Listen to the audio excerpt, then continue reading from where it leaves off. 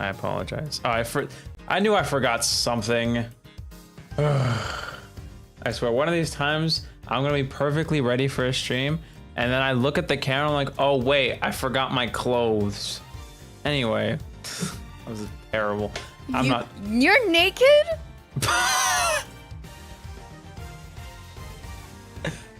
Sorry, I wasn't looking. I don't know what you were talking about. So you're like, one of these days I'm gonna forget my clothes, and I'm like, what are you talking about? Why would you assume I was naked based off that? Well, I don't know. Also, I should have said this before you started, but you started before I could finish. So that's 44,000 pictures, right? I've known you for 4 years. Yeah. And we have 13,000. They've known each other for 5 years, but only yummed each other for 4 years. So that's 11,000 pictures a year. That's our whole 4 years in one. That's so scary. I don't want to air out our picture count, okay? Most of those pictures are you, by the by. That's so scary. Anyway, hey, what's going on, guys? Welcome back. I almost forgot there was a stream to introduce. So hello, hi. Oh my God, what are we doing here? I hope you guys are doing great. Welcome to the stream. We're back with some Miles Edgeworth, Ace Attorney Investigations, Miles Edgeworth, with Edgeworth himself, as always. If he wasn't in the episode, then awkward. It wouldn't be his game. Anyway, I hope you guys are doing great. Last time, oh God, there was so much that happened last time. Basically, a guy got kidnapped, but it was a fake kidnapping, and one of the kidnappers got, right? And basically, the guy who got kidnapped had a lot of debt, so he arranged the kidnapping so he could get money from his poppy. Anyway, his poppy loved his son so much that he don't want him to get convicted, so now he's trying to influence the evidence. But we got Faraday, and she got a smartphone. Yippee! That was the worst recap of all time. Listen, if you missed, she was like, ring, ring, I can save you guys. Listen, if you missed this episode, the all of episode 3, just watch the last stream. I'm gonna chapter it after this stream. I pinky promise. I forgot to do it last time. But most of today is going to be episode 4, which is going to be a flashback episode. But let's finish up this one. We're on the very cusp. We just need to figure out how the murderer clocked Mr. Edgeworth. And I think we figured everything out. Probably, maybe. Anyway, you ready to continue? Oh yeah, we also have one thing on our meter. Oops, I wasn't doing so hot last time, I'm sorry. I was until I wasn't. Let me clarify. Oh yeah, let me open up the guide. I got it in my head, but just in case I fuck up. No, it's fine. I can, if I have a save, so I can just revert if I fail. That's okay. Anyway, Miles Edgeworth, Ace Attorney, episode something, Turnabout, my nuts. What? What? Don't do that. What? Oh yeah. I'm Miles Edgeworth. Yeah. I'm Miles Edgeworth. Yeah, Edgeworth. Yeah. I didn't say anything. Anyway, oh my God, hi Gumshoe. Anyway, yeah. So here's our pretty boy. Oh yes, I love doing his voice. I'm so sad we won't. I don't get to voice you after this. What, the old man? No, the kid, Lance. Oh, don't worry. You're probably gonna find someone, a good candidate. Like, I love voicing the. I don't want to give people the same voices. No, I know, but same like concept for a voice. I have my audio. Sorry, I'm fixing my microphone. Yeah, go for it. Let me know if anything. By the way, don't know if you're afraid. Let me know if anything's too loud or quiet. Please, it's like the stream that we were like, both, like. Are you like rubbing a lamp? No, I'm still like, rotating my microphone. It's like the stream where we both like. There was no background. It was the Apologist one. There was no background music. Yeah, it was just like dead silence. And we were like, bam, bam, bam, bam, bam, yo, there was a whole segment where we were like singing too. That shit was beyond embarrassing. Anyway, we need to figure out the contradiction here. and fast. Also, wait, we have the puzzle piece. Wait, is there any evidence you can piece? No. Mirror shards. That's all that's in my head right now. Maybe when all I have are mirror shards. Edgeworth's thinking like that mirror is so me. Okay, so there must be I'm something just like that mirror. with the pamphlet. Gay Waterland is full of mysteries. Let's see if you can find and experience them all. The 7 wonders of the haunted house, the disappearing badger. Seeing is believing.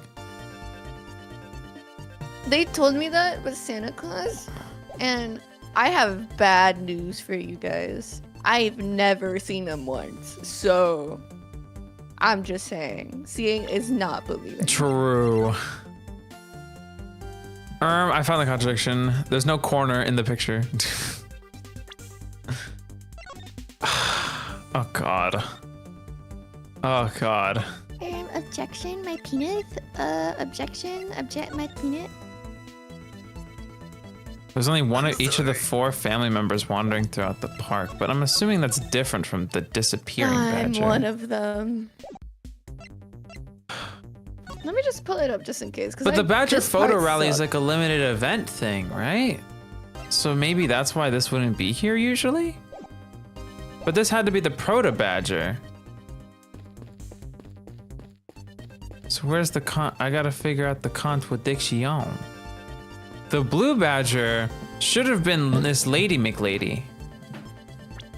Unless she didn't know which badger was which. This is stupid. I gotta shut up. Yeah, she was the blue badger. Man, I wanna like, I know what happens, and I wanna puzzle it for you because I have so much fun puzzling this stuff. Because even I'm not sure if I remember it. I'm really trying to think. I think. No, I'm not gonna give you a hint. It's okay. No, I can figure this out. I can do Unless this. you want a hint. A hint doesn't make you weak, okay? It makes you feel like a was. Oh. Shoot yourself. Take me out of my misery. Oh. Oh. Oh. Point it at me. Point it at me. Point it at me. Point it at me. Point it at me.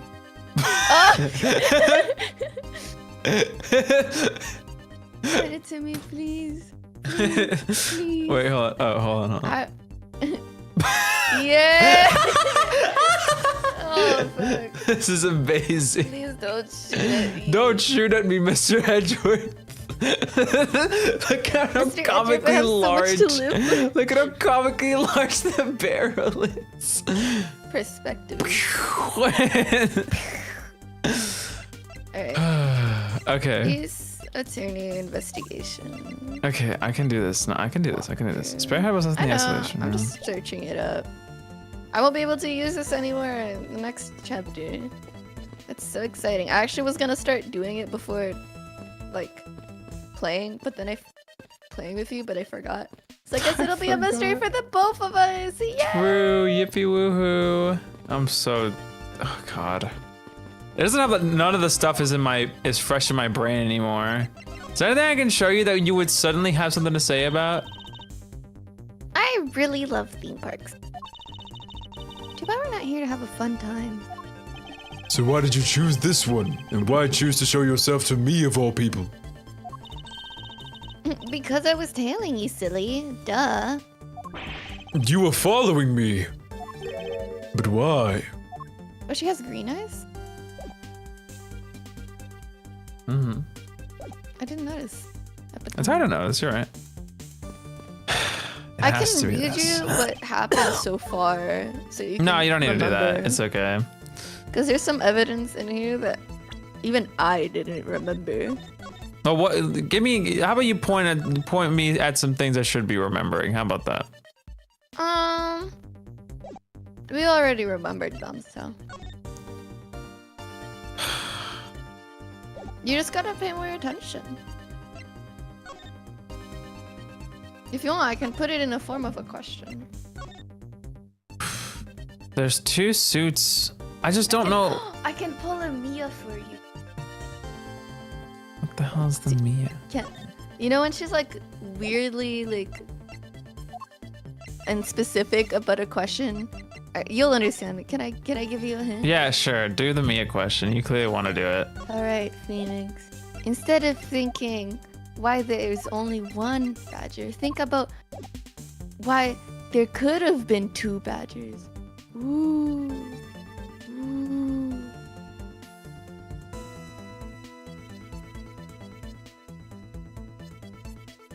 That's my hint. It's He like when was she goes like, he wore a badger in a badger. badger.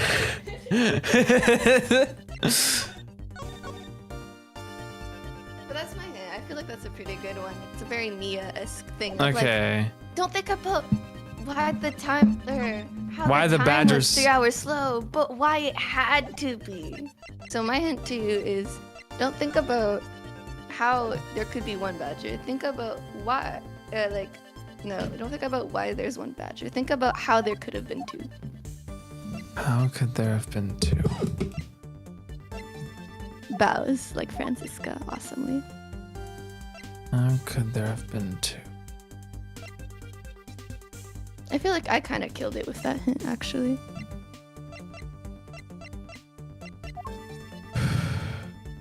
You have a really good piece of information.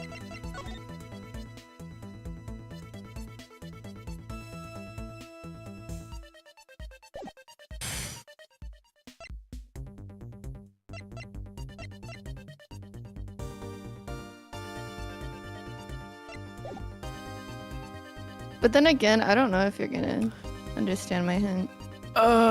You're saying like there has. Okay, so it looks as if one badger is turning into the other, but that can't be Yes. the case. So 'Cause how? you're So that means there had to be two badgers. Yeah. So how? How could So there how have there been could two? there have been two badgers? He was just lying next to him, but Edgeworth looked at this corner and only saw this badger, which means he was hiding behind it. That doesn't make any sense. He was high as fuck. He Also, was Jose, tripping. welcome to stream. I'm so sorry. I hope you're doing well. Glad to have you here. If you're wondering what's happening, I'll give you the short of the long of it. The long of it. I'm gonna cry. That's the short of it. Basically, Edgeworth got his ass clocked over here, and we're trying to figure out how this fellow got from all the way over there to here without being spotted by good old Edgy Pants. DPG, What's up? I'm trying to think on how I can word this. Why would there have to be? How? In what way Not could there why. be two seats? Because it's not a necessity to have But two it, badgers. but But there how could has- there have been two how could there have been two badgers? in the same room? Did they swap heads?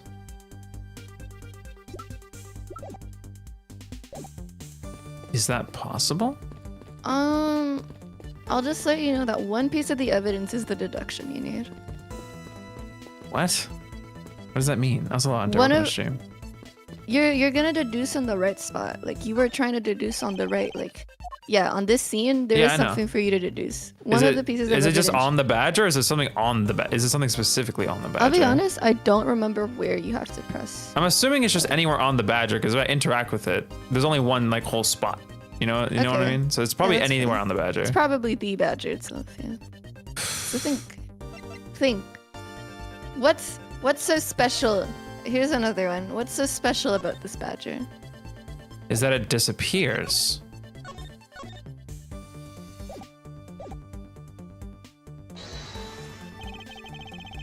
Is this spot somehow connected to any of the evidence I hold? Oh, that meter. Really think about it. What's so special about both badgers? How could there have been two badgers? The only thing I can think of is that their heads were swapped. We know one of them was the proto badger, which is Lance. Mm-hmm. And Edgeworth saw the disappearing badger on the ground. Mm-hmm. Then the badger disappeared. He never touched the badger, so it technically couldn't have. It could have just not been a thing. Maybe he was high. Maybe he was a little cray-cray. Okay, I am currently tripping balls. I All of the investigation. I don't know. You got it. It's either that or the fact that there was the Badger photo rally. But I think that's just a stretch. It has to be something about the fact that it disappears, supposedly. Seeing is believing. All right, hold on. Is Let me that just what it further is? read this. Seeing is believing, as in it's literally like something that you see. Hold on, I am a few steps ahead actually. Okay. My fucking brain. Are you good? Are you serious? How did I do this? Hold on, I'm reading what this is. I'm tripping balls. My deduction was better than this. Okay. DPG, I'm gonna be so real. You would have never gotten this last stream in a span of 30 minutes. We would have been here an hour at least. Okay, so tell me. Well, maybe don't tell me. Do you think I'm on the right track? I was on the right track for something that I thought was happening now. It wasn't. Here's what I'm gonna tell you. What? God. What? Pink eye? You have pink eye? I can tell. This is so stupid. I genuinely just want to tell you the answer because I don't know how to hint to you. Can I please? Hold on. I feel like it's this. But Can I tell you whether or not you're right before you do something? Sure. It's not that. Of course it isn't. Is it? I is thought the it was that too, but Is it the photo rally? not really. There's I two. need to tell you, this is so stupid. This is so stupid. It's the fact that he doesn't have a gun. Honestly, actually, that's a pretty good hint. He might not have a gun, but there's something else about him. An ally of justice who keeps the peace. Just Notice look your at his unique beauty. bow. Vile criminal with a gun. Does he have trousers? He doesn't. This is so fucking stupid. Please. You can give me literally any kind of hint. It could be a word. I don't care. The Bible should help you. Really?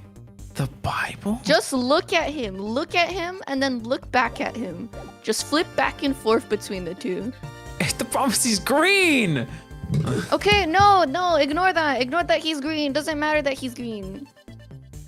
But one of his hands are...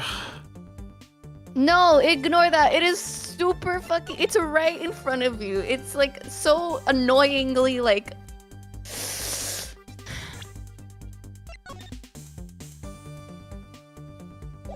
Does he have a ring around his mouth? Am I stupid? No. This is so fucking stupid. Is it a lady? Trans badger! Please, I need to tell you this. You're not gonna... You might get it after like... another 30 minutes. 5 minutes. Yeah. This is being generous. This is being generous. I can't narrow it down more because otherwise I just need to flat out say what it is. Proto badger. No. Focus on the blue badger. Just the... Focus on his design. Focus on it because that in front of you is the blue badger that's on the floor. Now look at his design. Now look at the other one's design. The one that's on the floor, preferably. Well, I know those are the same ones. It doesn't matter. Well, this takes me But less look time. at them. Okay. Look at them. I'm looking at the belt buckles. Am I... Okay. Wait, oh my... Wait, no way. Is it actually the belts? It's the fucking belts being reversed, yeah. So stupid. So stupid. What? It's so stupidly annoying. I think I did have to search this up because I was like so dumbfounded and I think I What? blew my meter to the water because of this stupid shit. Because I hate deduction segments. I hate them so much. Because you have to deduce anything. It's not just related to the case. It has to be like anything that doesn't add up. That's so stupid. That's so stupid. That's so dumb. That's so stupid. This is exactly why I hate this stupid.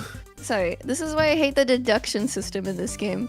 Because it's not inherently related to the case or the fact that we were talking about the disappearing act from earlier. No, it has to be about like something you visually see that doesn't add up, and it doesn't matter what it is, whether it's a color, a belt, or like a visual contradiction to a murder. If it's as simple as that, it's a deduction, and I hate that. The worst part is this just makes it more complicated. So now this has to be the blue badger. It's not the disappearing one. Even the birds are tweaking, dude. This. Hold on a second there. There's something wrong with this blue badger. Honestly, it really is Edgeworth to recognize these small little details if you think about it. Bro, how much bro of a like, super fan he is. Bro was like, hold on. Here's his belt on backwards. Edgeworth would like look at a figurine of the steel center. He's like, this hex code of red is off by 1. I hate this figurine. oh my god. Anyway, this is your line. That's a little farming cat. Like, what? The way the belt is on him is opposite of how it should be. Did you make a mistake? That can't be. I inputted the image data exactly as in the pamphlet. So then, why is the blue badger dressed up in reverse? So... Is that literally all? Okay. The blue badger in the pamphlet photo is in reverse to the regular blue badger. But why? There must be some sort of explanation. I guess I can't. It pisses me off because it's Edgeworth's way of thinking. He's meticulously annoying. So are you gonna tell me I'm somehow gonna now have to? I know this isn't right, yeah. but what? Yeah.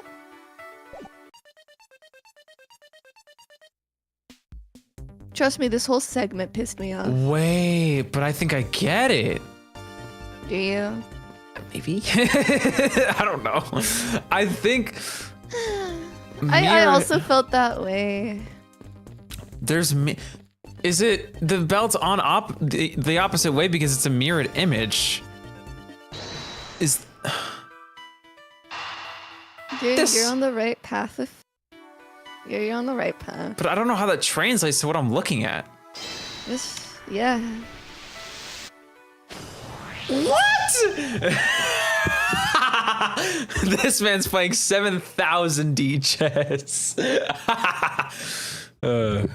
Kay, do you remember what you said earlier?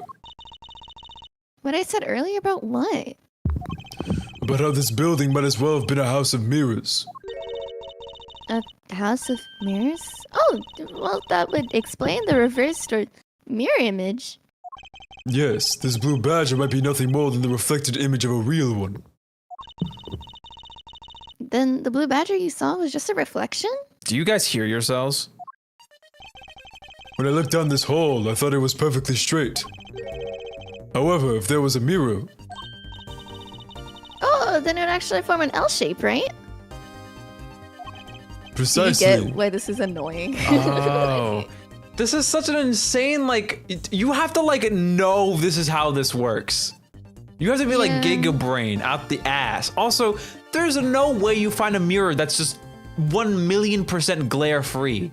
There's lighting in the room. No, there isn't. That corner was specifically dimmed out. Like... It's just, like, that's not the issue. The issue to me was how, like... The pamphlet itself should have been a right answer.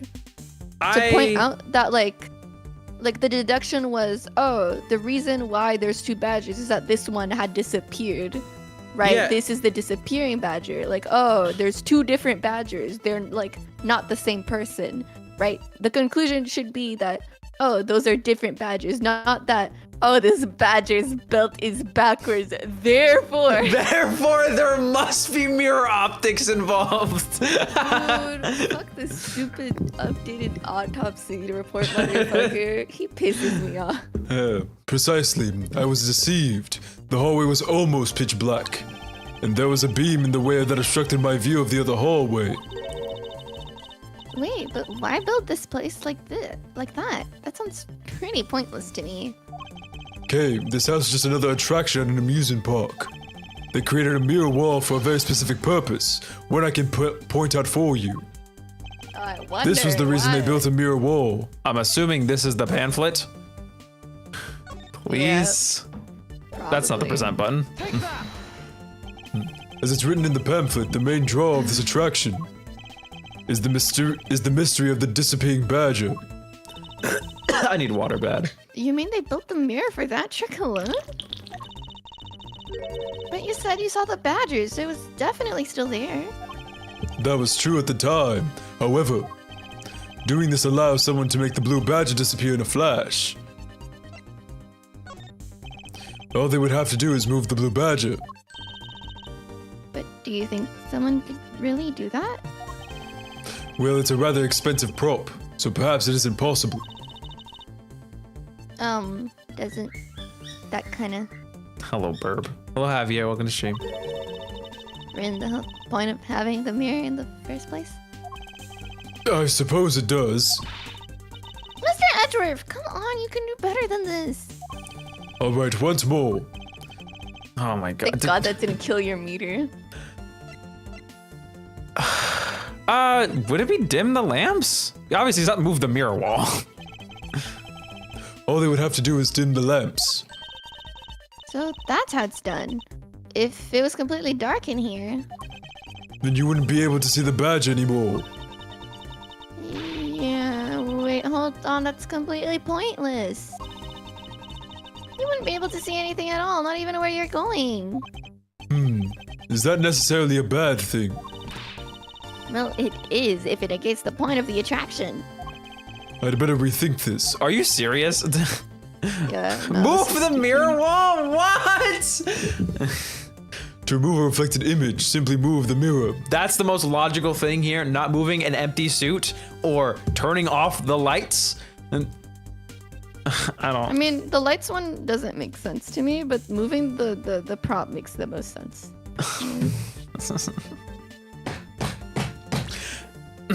Anyway, sorry. To remove a reflected image, simply move the mirror. Are you? This makes more sense. I'm. Anyway, First, Welcome the mirror to was my world. First, the mirror was constructed so that it could be moved. Then, beyond where the mirror was, an empty hallway had to be created. Oh, so when they want people to see the blue badger, they would just open the mirror.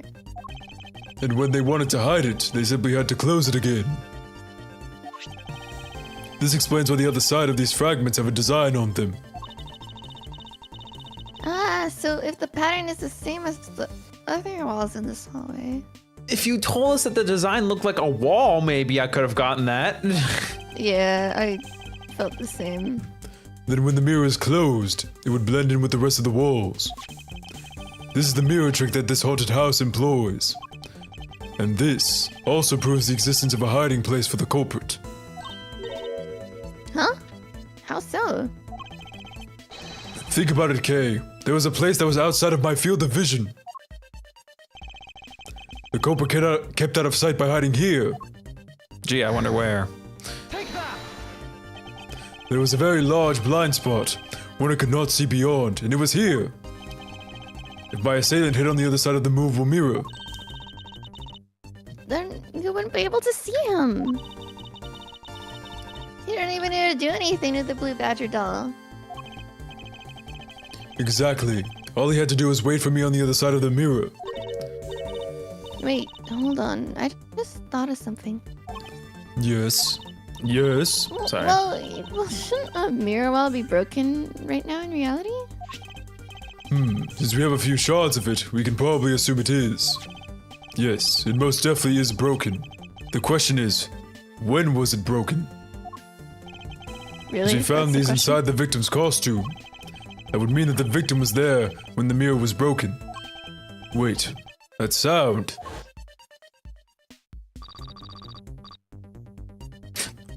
Leave the money and go now. And I probably wasn't him on the phone. That sound I heard was most definitely the sound of a mirror breaking. Kay, I'd like you to input some new information. Don't scare me like that. I'm gonna scare you if I want to, Pookie. Sorry. Mirror. Ah! But I need you to recreate something for me. Sure, whatever you need. So, what do you need anyway? If you could first recreate this hallway just before I enter the dining room. Ugh. You got it. So the dissing room.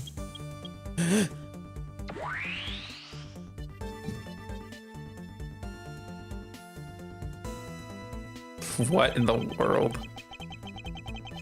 Now this, I believe this is how it was right before I entered the dining room. Although at the time, I thought it was but a single straight hallway. And then, I went inside. It was around then that I heard the sound of a mirror shattering. You heard what? Then Yes, I believe it was then that the mirror was broken. okay. So when you stepped outside into the hallway again, The mirror wall should no longer exist, Kay. Please recreate that. got it. Me with that.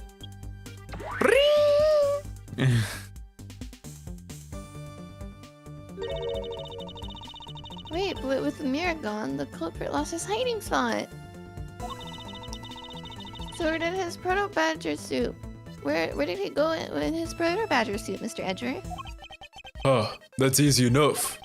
With the mirror gone, he simply hid himself in the branch hallway. I think this about wraps it up. Looks like we finally solved everything. Yay! No, not yet. An even larger contradiction has now reared its head. Huh? Perhaps you did not notice, but this recreation contains a very troubling inconsistency.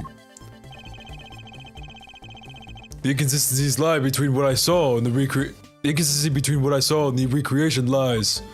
Don't make me pick. I don't want to do it. Do you want me to tell you, or No. I can think about this.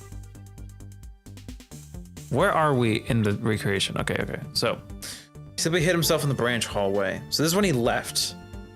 He didn't see anyone yet.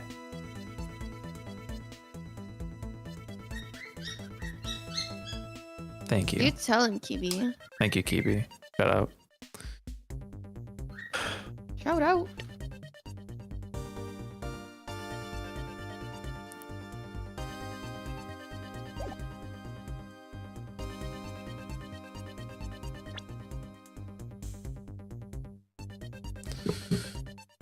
He simply hid himself in the branch hall. Okay, so when you said the mirror wall should no longer exist, right? With the mirror gone, the culprit lost his hiding spots. Where did he go? Into the branch hallway. Larger contradiction has reared its head. This recreation contains a very troubling inconsistency.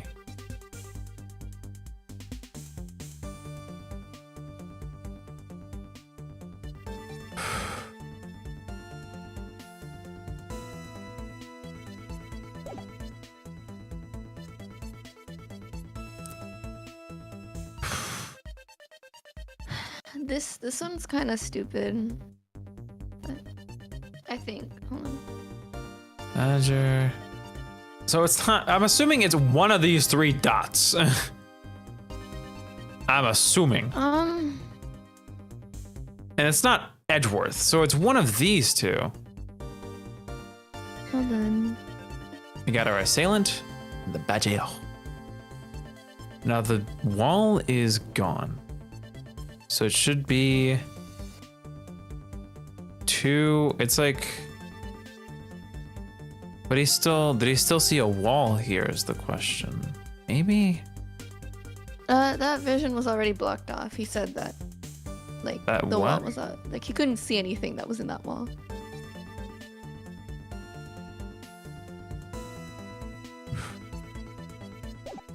So basically a field of vision. He couldn't see that. Let me read more. Yeah? This is stupid because there's no evidence for this one where you can look at it and be like, oh yeah, no, you gotta use your memory from when you first came into this room to remember what's wrong. That's so difficult. I know. Here's the question. Alright. There's an inconsistency between what I saw and the recreation. I don't know how to like dumb this down to a question. He never saw his assailant, right? That makes sense. He wouldn't have been able Well, to. okay. When he walked out, He looked and saw nothing. hold on, he saw nothing where? Did he see the badger still? If he hadn't, he would have said something about it. So it has to be the badger. It's not on the badger. What? No, that's not the area. Do you mean I have to present here? Where the badger was? Yeah. Pretty sure. I'm hesitant, but pretty sure. Okay, take a good look at the end of the hall. Oh, there's no blue badger there. Picking the badger should also be the right answer, but okay. Exactly, the blue badger that I saw in reality is not here. This is the final point on this long chain of logic, the last remaining contradiction. This is not the time to play the song because it is so dumb. Because it's like you have to recall on your memories whether you actually did see the blue badger at the end of that hallway or not. So, let me get this straight. When you came out of the dining room, you saw a badger, right? And that is precisely where the final contradiction lies. Something that shouldn't exist was there before me. Who or what do you suppose it was? I believe this is the real identity of our mystery badger. Oh no.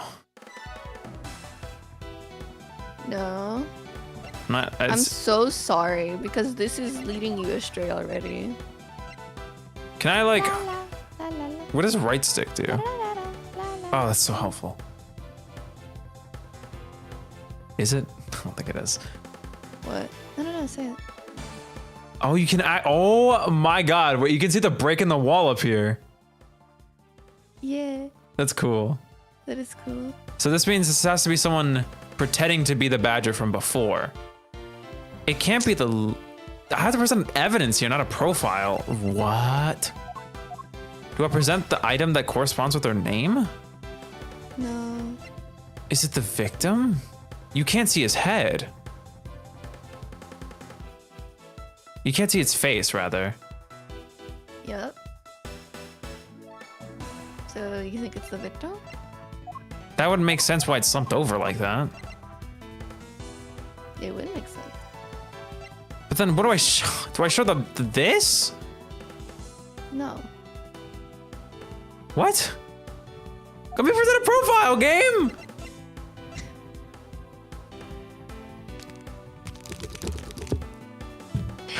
I'm sorry about this case. I really am. Can I get my meter back, bro? What do they do with my meter? Okay. It's like Okay. it's just not the pendant. Okay. It could be two things. One time shooting the compatible she shop blank. The head is separate. That's okay. We know from the sash that it has to be the blue badger, because only that costume has a sash on it and is blue. But we can't see its face. And since the heads of the blue badger and bad badger are the same, this could still technically have the head of the bad badger. But what would that mean? Does it have a gun? I can't see. Wookie wookie, you got this. You're overthinking it. Think of the map that we just saw. If the guy who killed him was in the hallway, who's the only other thing that could have been in that far corner? If it's The not victim. the blue badger, then What do I present then? There's like 60 things I could. This. There's 2 things. There's only 2 things. Yeah, that's one of them. You could present that if you want. I forgot this was here. I just keep thinking this is just a picture of the crime scene. I forget this is like the whole autopsy report. That has to be it then, right? It's talking about the identity, so it's not the suit. Take that! The badge I saw was in actuality the dead victim's body. What? Agent Lang, the entirety of my complete logic is my final decisive piece of evidence. The murder happened in the hallway of the haunted house at the time of the drop-off. And you can consider the moment I heard the mirror breaking to be the real time of death for Mr. Deacon. No! Maybe it was due to their fighting, or perhaps it was the life-shattering bullet. But no matter what the cause was, the hallway mirror wall was broken. Ha! You were in the house at the time, right? Are you telling me that you missed the sound of a gunshot? There were a variety of sound effects playing at the time. All Which for is theatrics, I assume. The gunshot must have blended right in. Yeah! No, that's the most flimsy shit he's ever said. Now then, I'd like you to recall something for me. Who was it that was in the victim? Who was it? I'm gonna lose my mind. Who was it that was with the victim in at the haunted house? Yeah! Who was the one who had the opportunity to rob the victim of his gun and use it on him? It was you, Lance Amano. I'm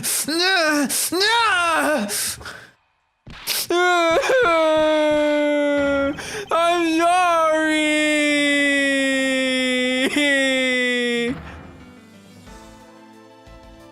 His crying sprite is cute though. This theme is so good. It's not like I had a choice. Oliver turned on me all of a sudden. He snapped and turned violent right after I hung up with, rattled me. It was kind of hot. I fought back as hard as I could. I grabbed his gun and I shot him. It was kind of what? The bullet must have went through his body and shattered the mirror. If I hadn't taken his gun and shot him first, I would have been the one you found. He's a hardened criminal. He escaped from jail. See? Oh, this is Ernest. Sorry. See? That's justified self-defense. My boy was only trying to protect himself. That remains to be seen, and will have to be resolved in court. Agent Lang, I leave the rest to you. Heh, as if you were the one in charge around here. Guys, arrest these 2 and get them out of my sight. Wait, I had nothing to do with the murder. The only person you should be arresting is Lance. Dad! Ugh. Don't throw me under the bus. Sorry, but you're not slipping away that easily, Mr. Ernest Amano. You tampered with the evidence so that you could cover for your son. What a great dad you are, willing to risk it all. Truly touching. By the way, do you know why I'm really here? And how could I possibly know the answer to such an asinine question? You wound me. Came all this way from across the sea just to see you, you know. Came to see me? What's that supposed to mean? Oh, my voice is breaking. Too many voices. I have a few things to ask you, Mr. Amano, about a case from 10 years ago. A case from 10 years ago? Not again. What's the name you use here for that case? Sheena! It's known as the KG8 incident. If I had a nickel for every letter, dash, number, incident, I would be a millionaire. The KG8 incident. No, so you remember it. Good. You recall that the trigger in that case was the Amano Group scandal.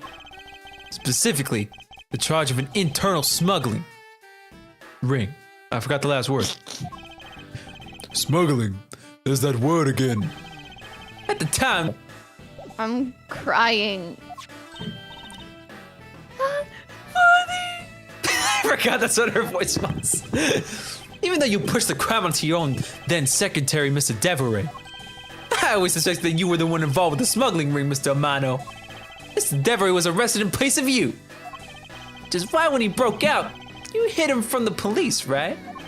You hid him in exchange for his silence on your little dirty secret. No.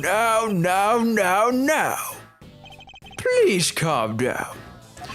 I honestly have no idea what you're talking about. Pretend to be ignorant all you want. We're taking you down to the precinct anyway for a nice long chat. Hey. Who?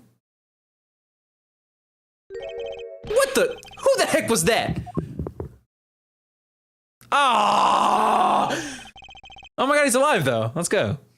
Yeah, that's what I'm saying. You were like insisting this was after the thing. I was like, no. Sorry. It isn't after. It's a play. No, just because he was so vague about freaking K over That's here. what I'm saying. Like this whole fucking case confused the shit out of me, which is why I smiley face on. Because That's I'm like, valid. what? I was Where messing am I with in it the until I got timeline of it. events?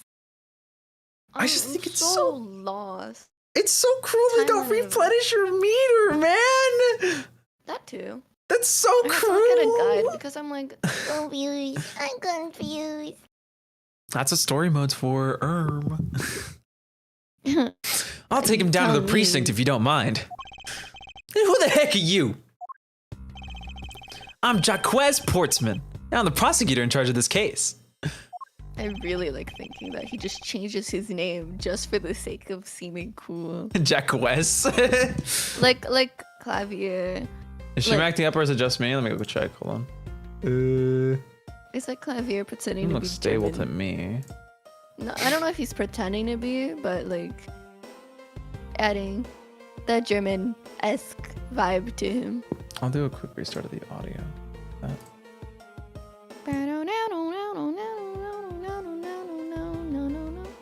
Just in case the audio is messing up, we'll do that.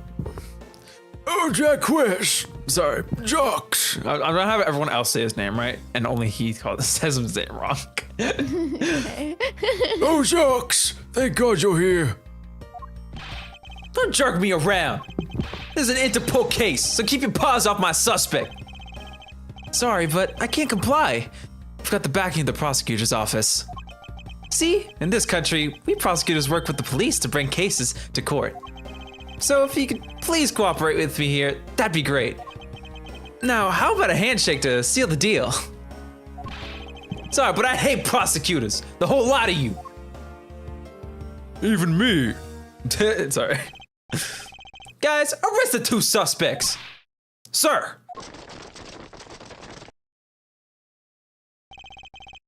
Oh, I almost forgot. Prosecutor Miles Edgeworth, is it? I'd like to thank you. That's my guy. That's my guy.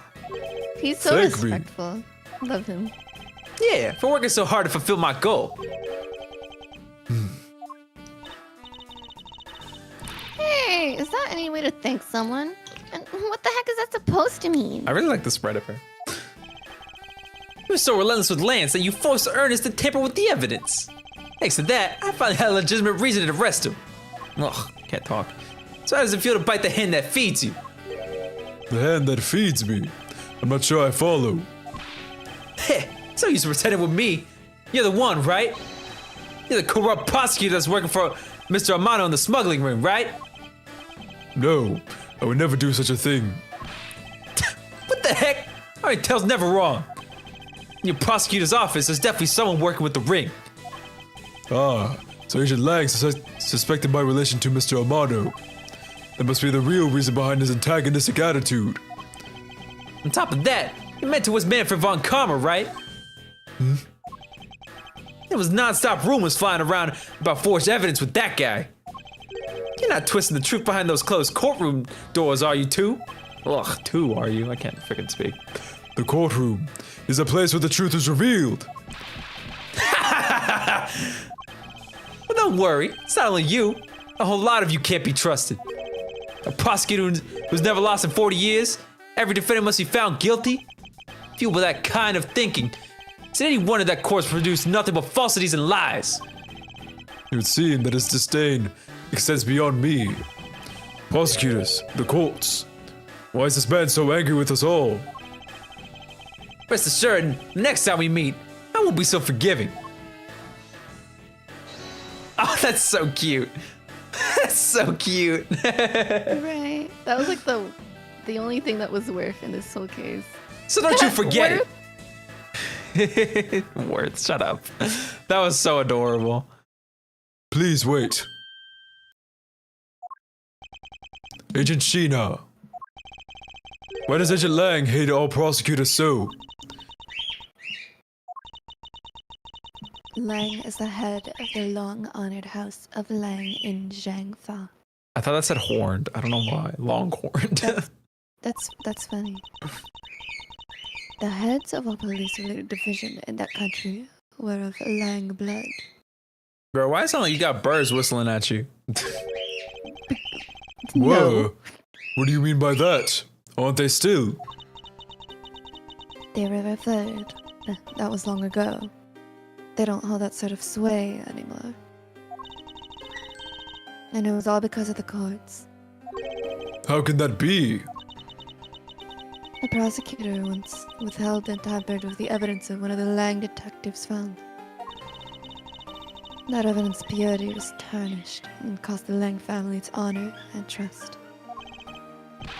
But not all prosecutors are like that. I think it's cute that he's very insistent on this. Like, no, Edgeworth. You're right, but even so, Lang will never respect the court again, nor any prosecutor. So Agent Lang is a man who hates all courts and is unwilling to forgive prosecutors. Man, Oh, sorry. Man, what a piece of work that guy is. Come on, Jim. Shut up. You better catch up. Yeah. Sorry, I'm just gonna give him like a cute little guy voice. We still got to deliver that thing to the old man after all. Yeah. All right, let's go, boss. Detective Gumshoe, I believe it's time we wrapped up and headed out ourselves. Yeah. Are you going home, Mr. Edgeworth? No, I've done nothing but be entangled in one mess after another since my return. If it's all right with you, can you drop me off at my office? No problem, sir. Broke out into 3 cases back to back. Guys! Yes. What is it? Oh, thank you very much. No, it's okay. No need to thank me, pal. Just doing my job as a detective. I guess I was fooled pretty badly by Lance. But at least I'm single. Girl Fate wants a woman to do what she's in her, but do what she's loved. I just think I never realized my father was right there. I never said anything to him. I knew it. I'm a failure. Girl failure. Ah, there she goes again, talking to herself. What a loser. Miss Pops, I wonder if you know why your father participated in the kidnapping. I had no idea. Your father died while he was trying to stop Lance, which means that from the beginning, he had no interest in the staged self-abduction. Wait, then why did he? I believe it was because of your presence, Miss Pops. Me? Lance realized that the two of you were related, which is why he used you as a hostage to coerce Mr. Deveray into cooperating. As a felon, he could not tell you of his real relation to you. However, as the Amano family's butler, at the very least, he was able to watch over you. It was all he could do, but that was the shape of his overflowing love for you. Go on, speak your mind. Sorry, you're just really hot. That was like the closest I feel like Edgeworth has done to like show compassion. I don't know. It was like the most Yeah. like calculated. It's like the most like scientific way of doing so, but like still, you know. It was like, well, Yeah, sorry. he was. His when he had his whole spiel of like, But why doesn't he like prosecutors? That felt so like. Yeah, that felt personal to him. For me. I don't know how to explain it. No, I see it. I see it. Where he's like, but we're not like that, and he's like desperately trying to convince someone who cannot be convinced. Like Edgeworth, he understands. Nah, he probably gets it, but like he ideally wants that not to be the case. And it's like, I don't know, it's very tism. Like his persistence is. I get very it. Tism to me. Thank you very much. You're welcome. Although, there's no need to thank me. No, Lauren, stop. I mean, this man's so much older than you. How old is that truth in this game? Like 27? 26, question mark. Yeah, you're 19. Maybe you're yeah. right. Some girls with a sense. I need to go right now. Looks like you're completely still in your way, Mr. Edgeworth. Way to go, sir. Your technique is way beyond the level of a great thief. What are you going on about now? Wow, your deducting skills may be sound, but you have no street smarts. That's Mr. Edgeworth for you. Yeah, I mean, he still hasn't figured out who I am at all. Hmm? If you haven't remembered in all this time, I guess I'm just gonna have to say it, you know? This isn't the first time we've met, you know? What do you mean, pal? Mr. Edgeworth, how do you know this girl? Looks like you totally forgot me too, Gummy. Gummy? Oh, this fight is adorable. Here, maybe this will jog your memories. Is that my cravat?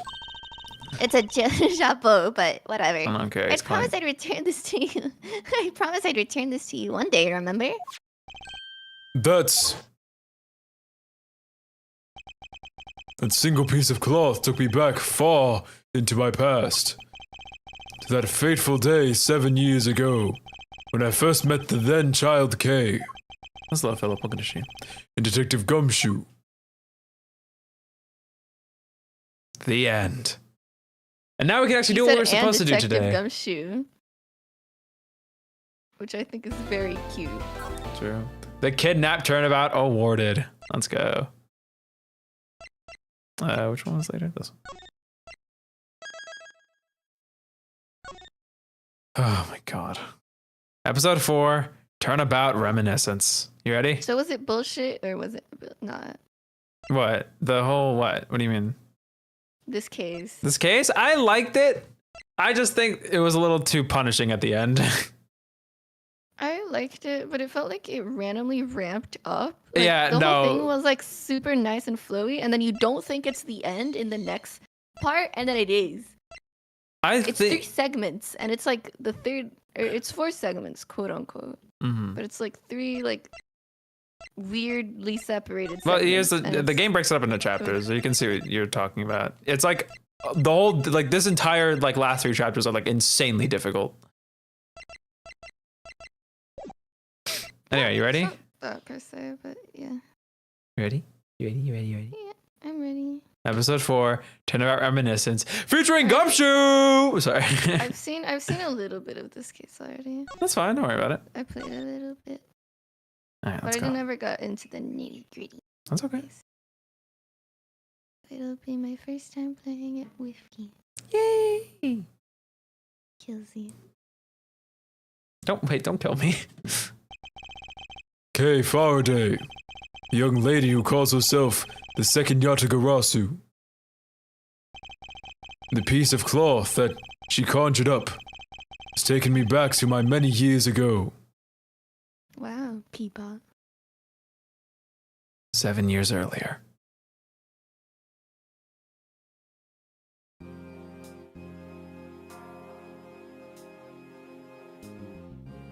Hello?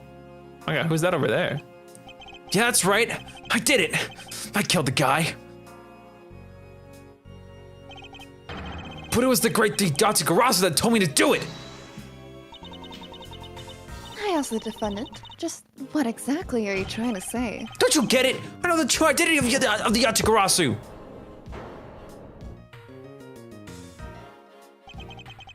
The Yatagarasu is the man standing over there at the prosecutor's bench. Are you saying that I'm the Yatagarasu? Don't you dare deny it. You told me to kill him when you snuck into the embassy. Are you claiming that Mr. Faraday is the Yatagarasu? That's exactly right.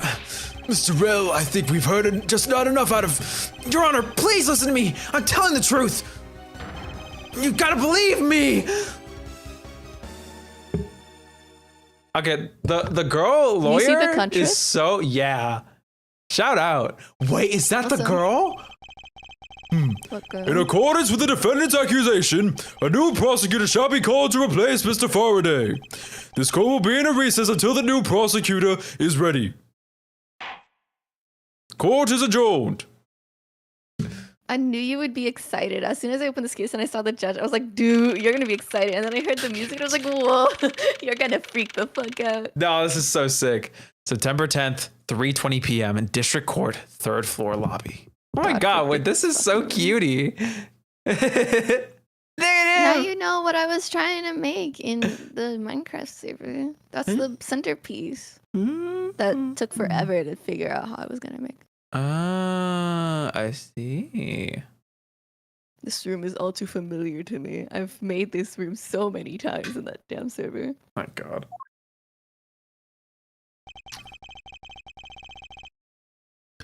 It's always time for me to enter It's, it's almost time for me to enter the courtroom. Is that good? Oh my god, you removed his rasp. That's perfect. It's going to be really hard to hold this voice. And so it is my first assignment as a prosecutor will be as a replacement for a prosecutor who has been accused by the defendant.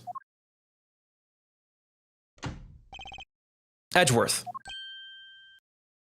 You made him Oh. young. Sorry, I forgot. I've been it's been like 2 years since I've done his ass. No, not 2 years, but it's been like nearly that. That no was perfect. There you go. No! Oh, and I look at the line again. Edgeworth. Objection. At the remember's objection clip. Objection. All right. Objection.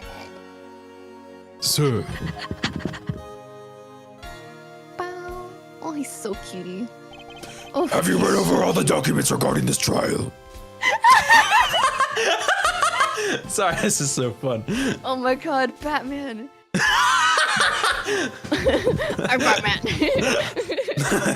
I'm Batman. Look at his goddamn tower pole looking ass. I'm Batman. Bro, why does he look like a goddamn like a blow up clown balloon? You know what I mean? Oh, he looks like a punching dummy. Yeah, he looks like a blow-up plastic punching ones. dummy. I'm Manfred. I'm Manfred. Yes, sir. I've memorized everything there is to know. Oh, he's so clean and beautiful. Very good. The paperwork for the prosecutor's substitution is just about complete. Oh my god, look at his old so- grandpa like I really like seeing him outside of the DO6 incident because he's so peepaw. I just like seeing like a better imagined sprite of him. Sorry, his hand is so tiny. His Yeah, hands are, like, that's cunningly crazy. Small. I don't know, it's like Baby hands. he used to be like a one-off like villain character at the end of the first game where they like barely put any thought to him. And now he has like a whole background. Yeah. The hottest thing about him is the earrings. Wait, yo, that's so, bro, what? He's always had earrings. He's kind of and I think stylish it's- though. Yeah, he's always had earrings, and I think I it's never really interesting noticed. that they like show that off of on Franziska's design, where she has the same like similar earrings. Yeah, but with, like, the and diamond similar hanging brooch off. on her like little frilly bow tie. Yeah, I never noticed that. He's so like, bro, he must be like the cutest guy at the nursery home.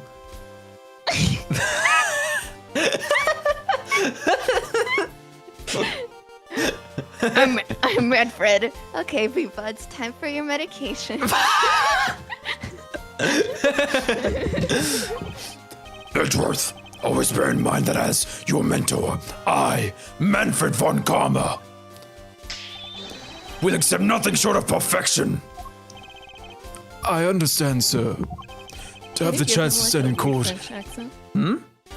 Can you give him like, I've Manfred von Karma? I can try. Like a very like hard German accent. I can try. I have the chance to stand in court at such an early stage in my career. I am honored and proud. He's so cute. As I have watched over your studies, I am giving you this very rare chance. That's awesome. I love that. Now it's German Batman. Prove yourself. Curse the defendant's pathetic lies into oblivion. Yes, sir. Am I doing good with the young Edgeworth? I'm trying to make him look as like unconfident. Yes. I keep saying he's really cute. It's because he's really cute. Okay. All right. God, it's very hard. I have to like very much be like focused to do his voice now. That such a legendary prosecutor will be watching and judging my performance. I have to be perfect in every way. It's because like my brain is so automatic with this voice for me. Oh my god! So I really like the black accents on his outfit. Right? He's gorgeous. They go It so really crazy. does make him look younger. It makes him look so edgy. Worth. Sorry. Stop. I need to make sure I don't interact with the thing that progresses the game. I don't know what progresses the game for this. A bookshelf, compendium of laws for beginners. I don't have the time to read this and second guess myself now. He's so cute. This is so good! I could drink a whole gallon! I've never heard of water that tastes that good. Maybe I'll give him a minute.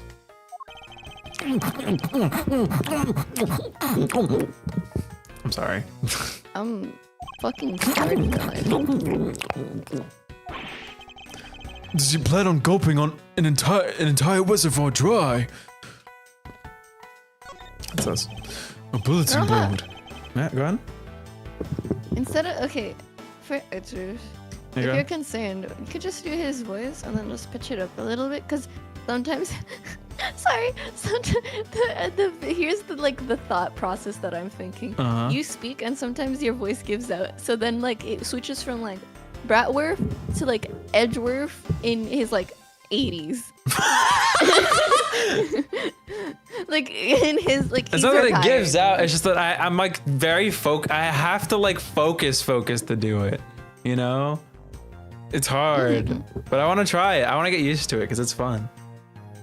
A bulletin You're having board. fun? Go ahead. There are trial schedules posted on it. Trial schedules for this week, huh? There's only today's trial listed.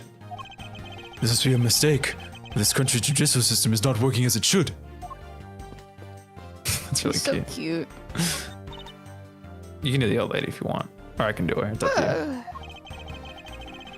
Excuse me, madame, but Why is is he something the shoving his matter? whole ass on her face? you. Yeah, what the hell? I just thought someone would have brought hors d'oeuvre by now. Okay, you killed it. Very suiting that I got the character. But this is a courthouse. It would be quite atypical to provide I can't say this word. Hors d'oeuvre. hors d'oeuvres here. Are you sure? Someone poured me a fresh cup of Joe last time I was here. What the heck does she think a courthouse is for? The model of the courthouse is pretty well constructed. Hands in a face. Don't tell me this thing transforms. And I wonder for what other purposes could they have been made. I'm assuming that's the entrance, or this is the entrance. I'm not sure. Mr. Prosecutor, sir! You've got a good eye if you can tell that I'm a prosecutor with just one glance. As there are always only prosecutors and defense attorneys in this lobby. I usually hit the mark if I guess one or the other while there's a recess. You were only guessing. He wanted to be just recognized. Yeah, by the way, the big door, the big giant flashy this door one. is the. Yeah. I'm gonna just not Trust walk me, near it. I would know. I had to make it. Oh, okay. Wait! Stop. Hold on. Before you say that, look above the doors and shit. There's the gallery of all judges ever. Where's my That goat? is so cute. Wait, you know what'd be really sick if there was the judge from Greatest Attorney in here. I don't know what he looks like, but it'd be cool if he was. Like I know they like that didn't one. have that in the original. I like but that second one, like the one in the middle of the far left. I like him. I He like looks like a sweet little guy. I like that one, the third one. Oh yeah, no. The Looks- one on the looks far like my back looks goat. like the recent judge we have. That one. Not that one. The one like that's covered by the menu. Oh yeah, that's probably what that is. Yeah, it sucks that button's there, huh? Ooh, didn't mean to do that.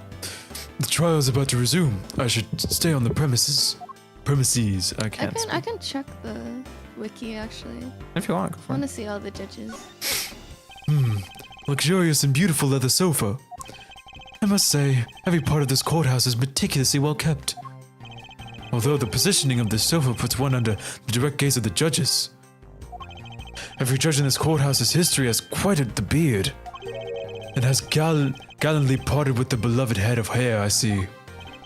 Being a judge must be a very stressful career. This is the courtroom lobby. Not the defendant lobby. I'm so silly. Aren't these great? Daddy made all of these. Awesome! Do you get? Oh, sorry, you can take them.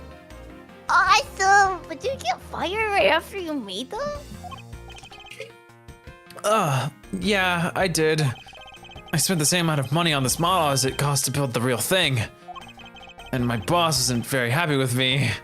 Hey, Dad, didn't you say you built a secret mechanism inside of it? I want to see. I'll tell you about it someday when you're older. A secret mechanism? Maybe he installed it as a payback for getting fired. It could be trouble. Now I'm curious. Alright, is this door? Can't find a picture of this damn lobby. This should lead to the defendant lobbies. Edgeworth, where is your composure? If you wish to take a look at your enemy, do so in the courtroom as you crush him. Indeed. Thank you. You are a man of wisdom and experience, sir. Aha! I found it. Found the picture. The trial will resume shortly. Please wait a moment, sir. Oh my god, he did the thing! He did the thing! He did the thing! He did Also, the thing! It seems none of them are like A specific the judge. judge. Yeah, the one on the far right has like huge ears. Oh. Big ear judge. I was already well aware of that. Shortly or in a moment. Which one is it? Be specific. Oh, he just wants to know the specifics. Egad, what a cold stare he's giving me. However, as a disciple of Von Karma, there's no option but to win. Stare. He's good. The power of his cold stare rivals my own. He's so cute. He's sleeping while standing up. Alright, I think that's everything, right? He's so cute. He's so cute. I think I'm getting used to his voice. Little by little. I need to talk to him. He's so cute. Today's trial should have ended in just 1 minute. Because the defendant was picked up by the security camera, correct? Exactly. The killer had the gall to say that he only killed because he was instructed to do so. Even more outrageous is his claim that the case prosecutor, Faraday, gave the order. Ah, Faraday's such a fool!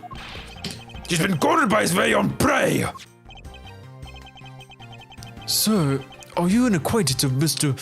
Burn Faraday?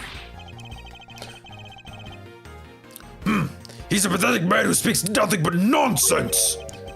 Nonsense. He once tried to explain to me a way of punishing those who cannot be brought to court.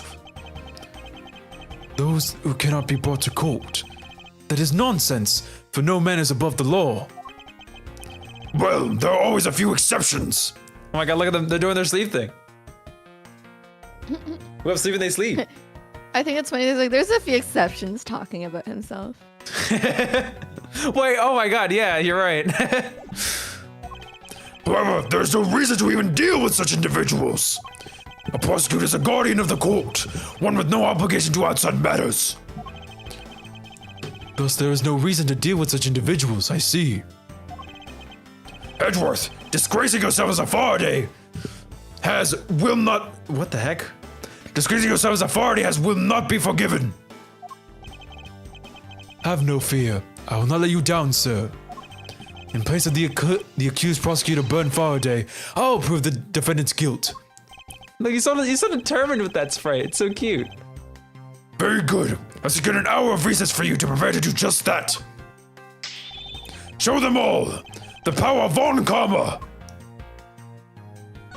But he's not a fun. Okay. It is thanks to you that I have finally become a prosecutor, sir. It's amusing that you want to become a defense attorney, yet you became my student. It is a strange path you have traveled. Fuck you. Yeah, actually, fuck you. It's true that I once wanted to become a defense attorney, but now I'm honored and proud to be a prosecutor. I see that as a student of mine, I suggest you remember this well. The prosecutor's badge is not to be flaunted. The dignity of a prosecutor lies in the man himself, not the badge. Go ahead. That's where it came from. That's so sad. I understand. I will keep that in mind. Besides, why put holes in your fine garments? It's simply preposterous. Sorry, I think the same way he does actually, but Prosecutors must also take pride in their appearance. I will keep this in mind as well. I'm constantly having to remind the others at the prosecutor's office of this. It's more fashionable to keep your prosecutor's badge in your pocket. In other words, always treat a prosecutor's badge with care and honor. I understand, sir. this is so sad, actually. So have you achieved a firm understanding of the case? Yes, sir. I've memorized everything that is written down in the case files. Well then, explain the case to me. I want to see if you really know what you're talking about. Understood. A murder was committed on September 8th in front of the Cahodopian? Dear God. Codopian. Got it. A murder was committed on September 8th in front of the Cadopian embassy. The victim, Mr. Dian Man. Dian Man? Remember when I said the game puns are my favorite in this game? Or like the name puns in this game are my favorite? It's because of him. It's because of Dade Man. Is it Dian Man? I don't know. I say Dade because he's Dade. Dade. Dade. I said Daid like an idiot. Dade Man. Dade Man. So fucking good. It's so dumb. The victim, Mr. Daid Man, was a staff member at the embassy. The defendant in this case, Mr. Mac Rell, was held for questioning the night of the incident as he was deemed suspicious. He was quietly placed under arrest for possession of the murder weapon, a gun. Furthermore, at the time of the murder, the great thief Yatagarasu had successfully infiltrated the Cadopian embassy as well.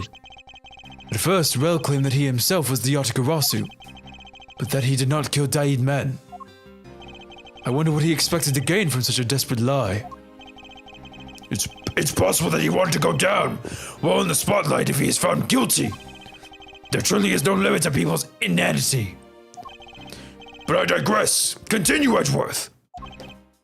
Yes, sir. During the trial, the prosecution presented the security footage that captured the murder. The footage clearly showed Mr. Rell as the murderer. The act of Mr. Rell firing the gun could be clearly seen from the visitors' gallery. Upon seeing that, the defendant retracted his statement and admitted to the murder. I did it because I was told to, by the real Yatagarasu Burn Faraday. That sounds about right. However, you forgot one thing. While this may appear to be simply the murder of a Cadopian embassy staff member, people are actually referring to it as the second KG incident. KG8 incident, sorry. Oh god, the water. The second KG-8 incident? I'm very sorry, sir. I fear I've failed to study hard enough. But even among the police, it's information that only a select few are privy to. Could you please enlighten me, sir? You okay? Yes. You just vibing? Watching. Okay. Also drawing. Oh, yay. What if I just add a drawing cam? I can't. Don't do that. That's how distracting. Imagine how distracting ADHD core. Wouldn't that just be ADHD core? Probably, right? It's my nail. My nail's being annoying. Stop. Alright. Sir, what do you mean by the second KG8 incident? In order for me to tell you that, you must first learn about the original case. Take a look at these documents. This is a 3-year-old newspaper. KG8 incident overview. I really don't like this combination. KG8 just seems annoying to say. Reference materials Think of, regarding like, the KG. Yeah, I know. That's part of the reason. As I say that, Skelly shows up in the chat, and all hell breaks loose. Oh god, my heater's too warm. That's what it is. Reference materials regarding the KG8 incident. I received them from my mentor. Data jotted down in my organizer. You have heard of the Amano Group scandal before, correct? No. Yes, I have. The secretary of Ernest Amano, the Amano Group's director, was arrested under the suspicion of smuggling. Correct. CCU. CCU?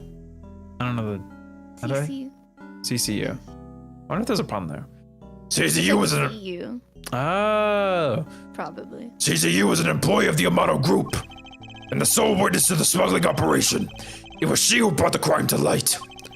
However, Miss Yu was silenced before she could testify in court.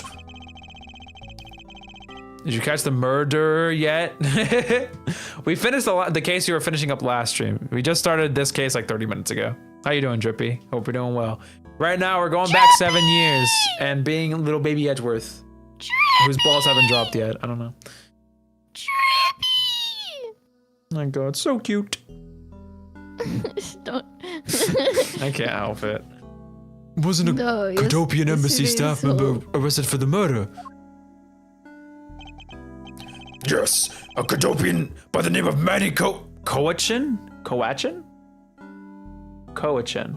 Coachin. I'm gonna go Coachin. Coachin? Oh, yeah, Coachin. My brain broke up COA and Chen instead of Coach N. I'm stupid. Hi, guys. Hi. Sorry, I'm thinking about yesterday when we were talking, and then I'm like, oh my god, that's so cute. And then I was like, oh my god, that's so drippy, Court. Drippy, you hear that? You're in a static now. Yes, a Cadopian by the name of Manny Cochin was the suspect. It's a pretty good rotation, Sam. I'm not gonna play. Have fun! However, due to the lack of evidence, the case went unresolved. Lack of evidence? No! Ha! If only I was in charge of the case, I would have done everything in my power to prove his guilt. To make sure that all crimes are found guilty, my mentor really is dedicated. Faraday was the prosecutor on the case then, and he was as pathetic as ever. I said it one time. I didn't even say it. I typed it. Yeah, but I could hear you saying it. I know how you said it in your head. That's so cute. So cute.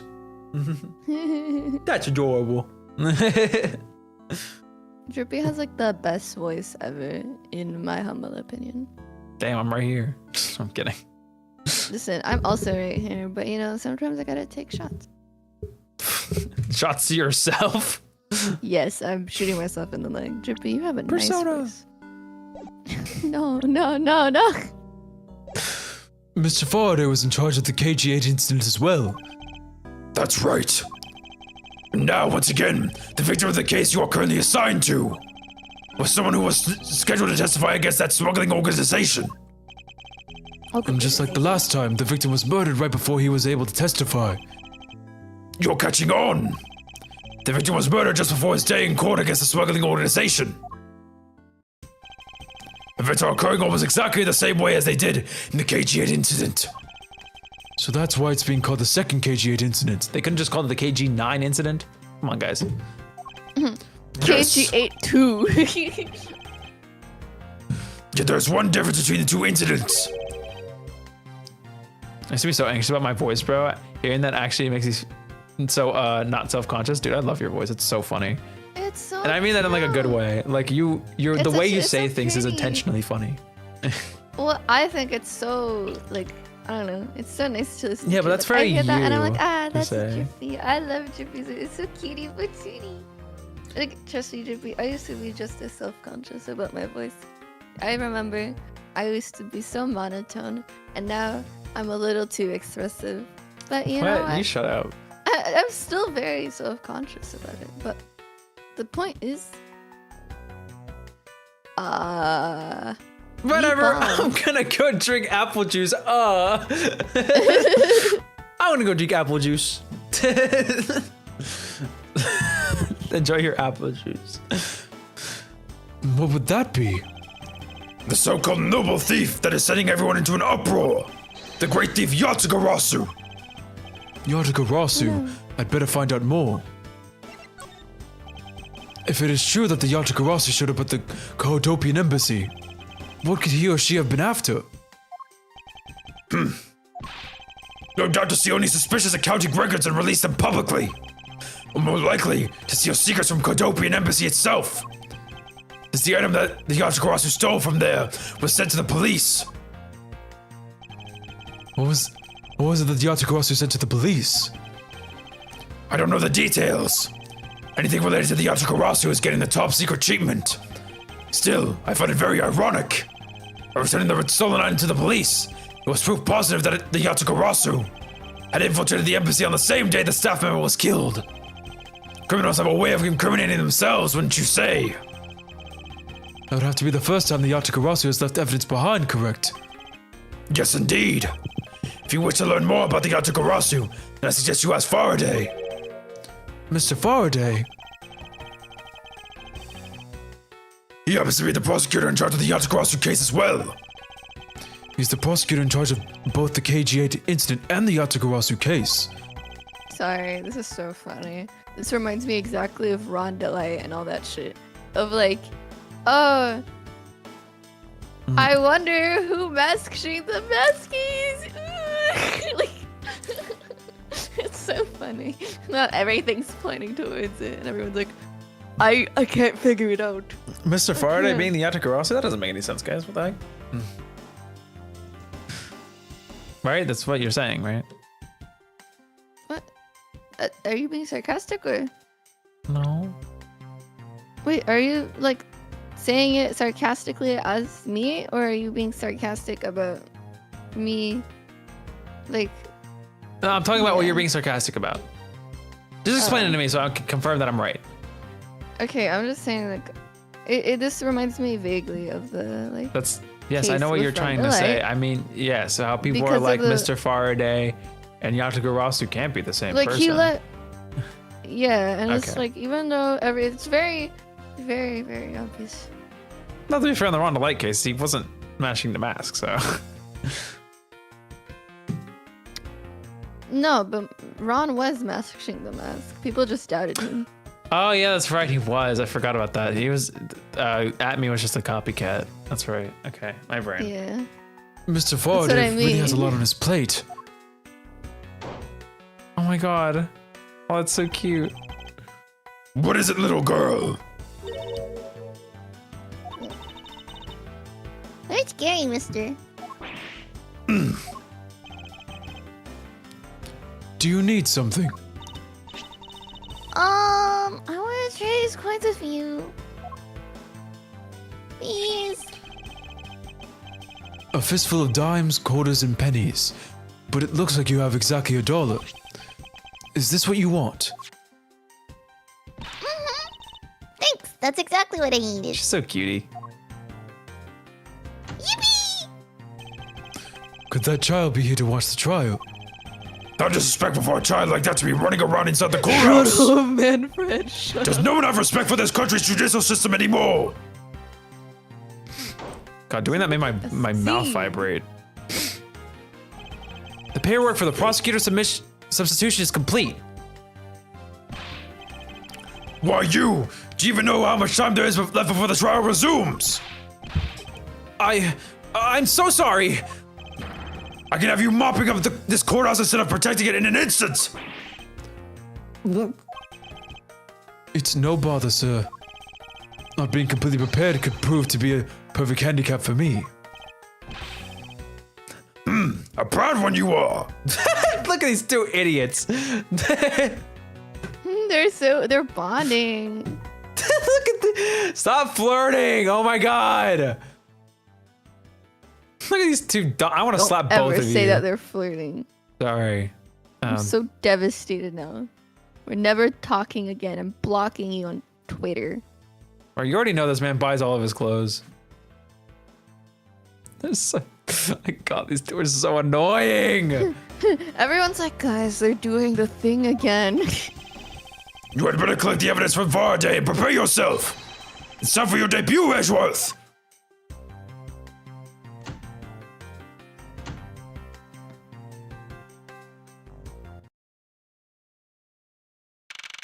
September 10th, 4 p.m., District Court, courtroom number 3. Did we get like the courtroom POV?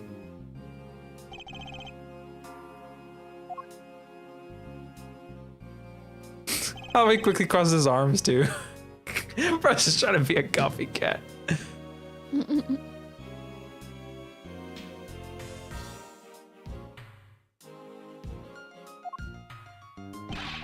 Just what is going on? Why isn't Faraday here yet? How is it possible that the defense is not prepared yet either? Bailiff, where's Mr. Faraday? I'm not sure. I wasn't really paying attention. The judge! Hi, Judge! You have to fight Von Karma. Don't make me do that. Ah, you must be the one Mr. Von Karma recommended. I hear this will be your first trial. I look forward to seeing how you perform. I'm so happy the judge has sprites in this game. He has more than one sprite. He has 2 sprites throughout the entire last 4 games we've played. Can you believe that shit?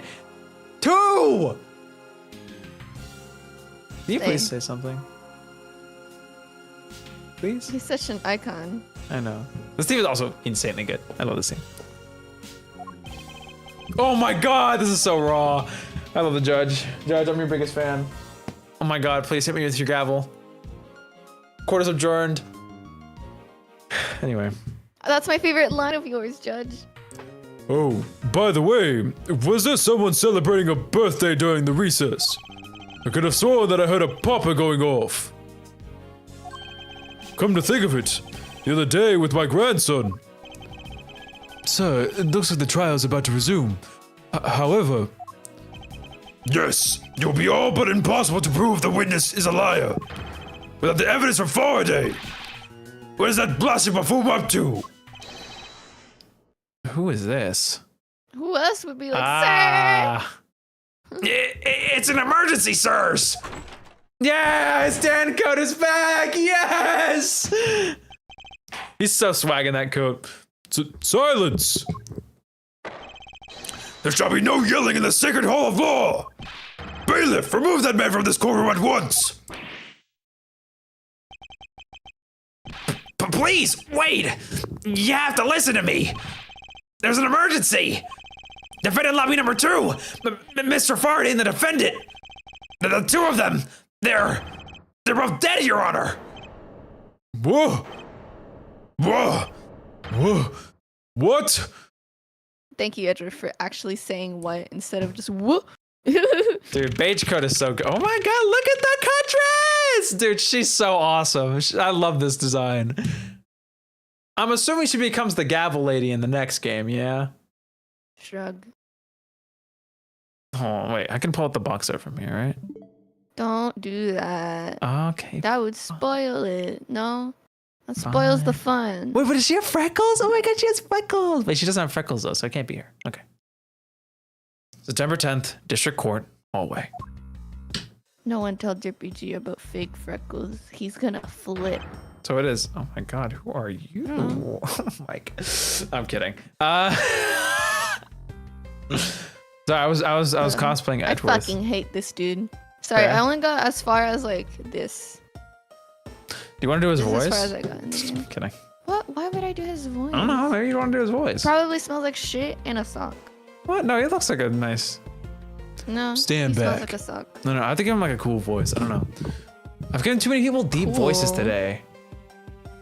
He's more of a cool, like a raspy voice, at least to me.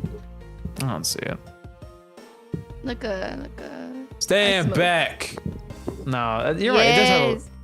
I like that. Stay back. Ugh. Same as buzz cut. There's no way. That'd be so funny. He looks like the Inside Out dad. Riley's dad. No, he doesn't. Yes, he does. Yes, he does. Yeah, if he was like raw as shit, maybe. If he got like No, divorced it's and totally got. him. If he got like divorced. If he got divorced and did drugs. Dude, wait, look at his coat having fucking holes in it. That's kind of cool. Yeah, you saw one frame and you're like, I hate this guy. No, I really do hate him though. You haven't. You heard him say one line. I don't care. I hate him. You No gotta one's trust allowed my on the hate. crime scene. Period. Just who does this oddball think he is? Gosh, she's so This is pretty. becoming cool at the hotspot. My God, Maya, but like with confidence. Not Maya, Mia. Yeah, she reminds me of Mia, so I'm like leaning towards It's like something that. stuck in my throat. I'm no. Oh.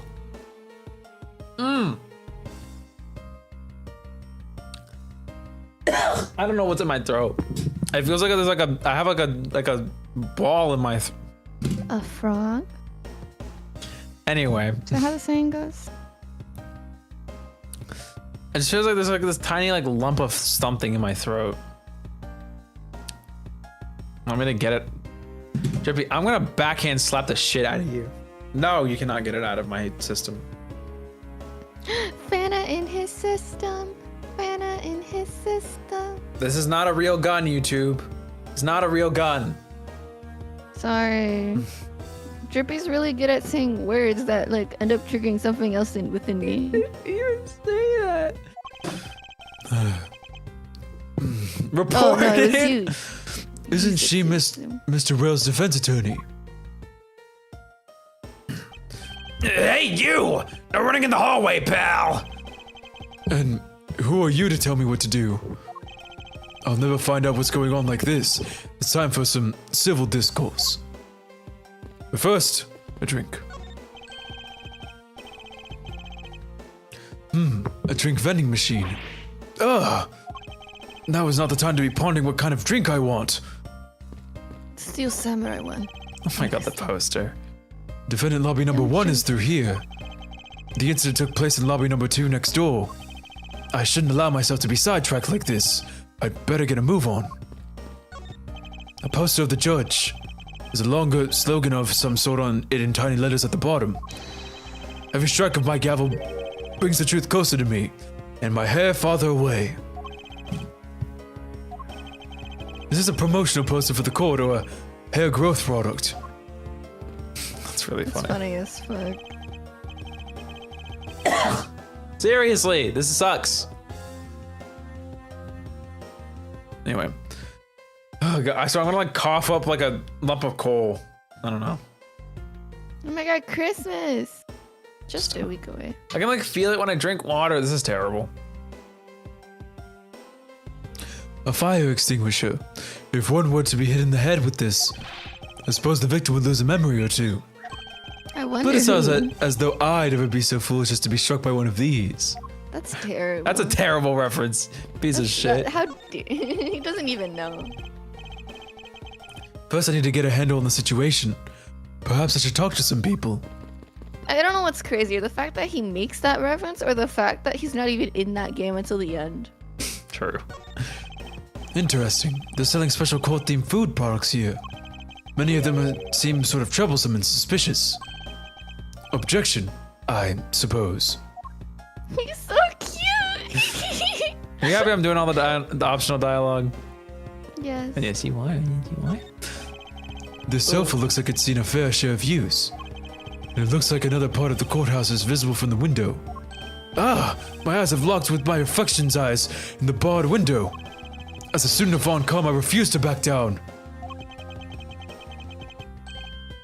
I won. This guy is so stupid. I love him. He's so cute. All He's right. just like so like I don't know. This just gives off like I'm really excited to be doing my job. I'm so happy right now. I'm Edgeworth. I'm Edgeworth. I'm Edgeworth. I need to give him this shit. I've been just doing spinnies. I'm Edgeworth. The girl's like, oh, excuse me, who are you? I'm I'm Edgeworth. Edgeworth. Now, if you'll excuse me. All right, who do you want to talk to first? Also, dude, this so animation cute. is so smooth. True. What I don't like is the shadow out of lighting with his foot. Yeah, no, I just realized. I wish it was like, I guess they can't render like full blown realistic shadows, huh? Not that. It's just the fact that it's too high up his Yeah, body. no, it's too high up. You're right. It's like Ponytown shadows. Like it's weird because it looks a little better down here than it does up here now. Maybe, I don't know. Anyway, who do you want to talk to first?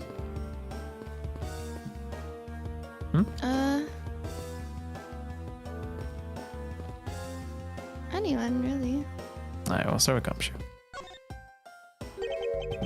And you are. Who, me? Hey, pal. It's common courtesy to tell someone your name first before asking theirs, see? Point taken. My name is Miles Edgeworth. I am a district prosecutor. A prosecutor? I've never seen a prosecutor as young as you, pal. I've told you my name. Now, would you mind telling me yours? Detective Dick Gumshoe. And just recently, I achieved my dream of becoming a detective.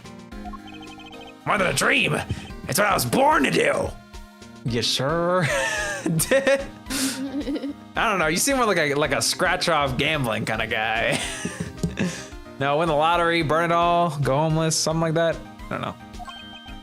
Wait, maybe I should check and make sure I'm not really in some crazy dream first. Sorry, go ahead. He does that during the Trebbian episode. Does he gamble? Yeah, he does the little lottery ticket shit, and he got mad because he wanted to win one because the guy won one. Oh yeah, that's right. It's really funny that you mentioned that. Dude, Gumshoe is the common man. This is politicians take note. You got to be making your policies for this, buddy. If it ain't Gumshoe approved, then I don't want it. This detective is entirely too excited to be at a murder scene.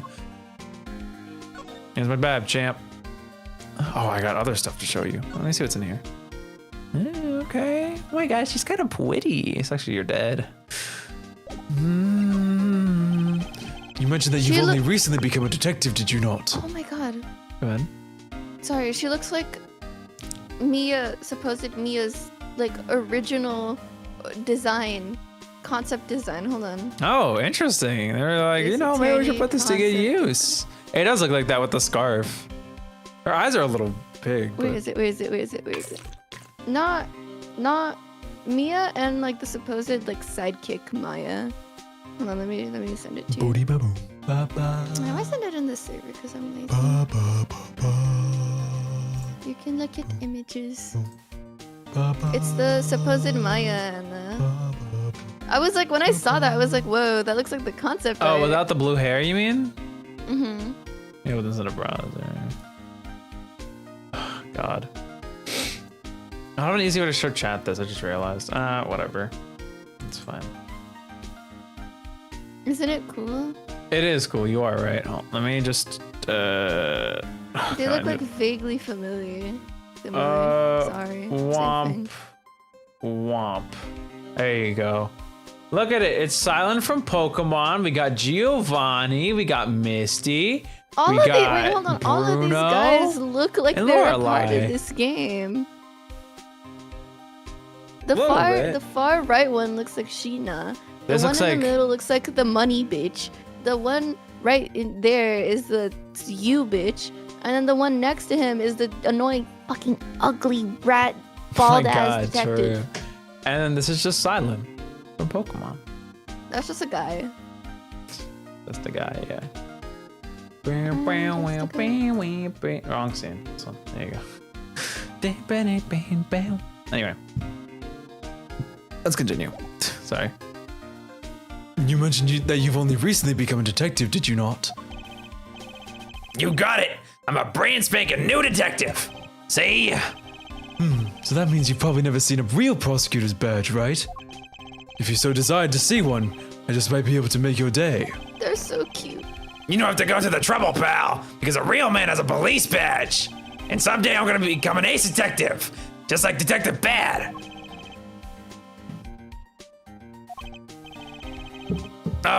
Did I say something wrong, pal? Forget it, detective. This is how their bond starts, and it's so funny.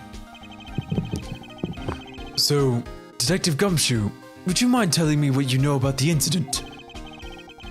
You know that I don't have to tell you anything, right? I know that, but it would behoove you to fill me in on what you know. Wow, you're a proud one for such a youngster, aren't you? Well, anyway, Detective Bad is the one in charge. So you're just gonna have to ask him for all the details, okay? As for me, I was guarding the door to the defendant lobby number 2. So you were on guard detail. Did you notice anything strange while you were on duty? Well, I freaked out when I heard a gunshot and then I kind of froze. Your detective and a measly gunshot scared you that much. Then again, I can hardly claim to know what it's like to hear one at close range. Oh, buddy, trust me, you know.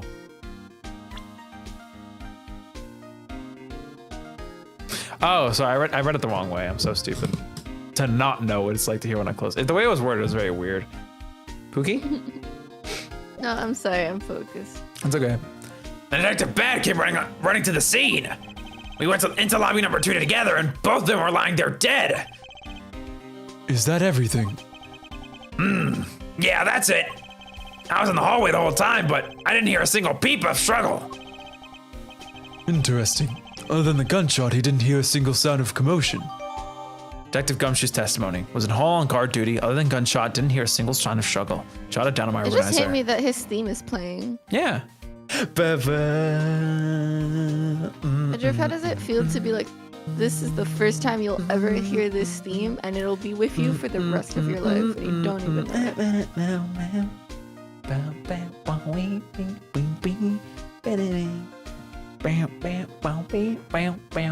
Oh my god. Sorry. I really like what I've made so far. Sorry. Oh, good. All right, let's talk to Lady next. Do you have a minute? You know, I'm not really into talking to people I don't know. Especially at a time like this. Oh my god, don't look at me like that. Chill. Oh, I'm sorry. I'm sorry. I like that her ears are kind of pointy, like an elf ear. Like elf ears. Oh, yeah, that is true. I like that. I apologize for not introducing myself before bothering you. My name is Miles Edgeworth. I was to take Mr. Faraday's place in court. Edgeworth, huh? Never heard of you. So Faraday's substitute is a newbie, huh? I'll have you know, madame, that I studied under Manfred von Karma. Do not take me for some naive novice.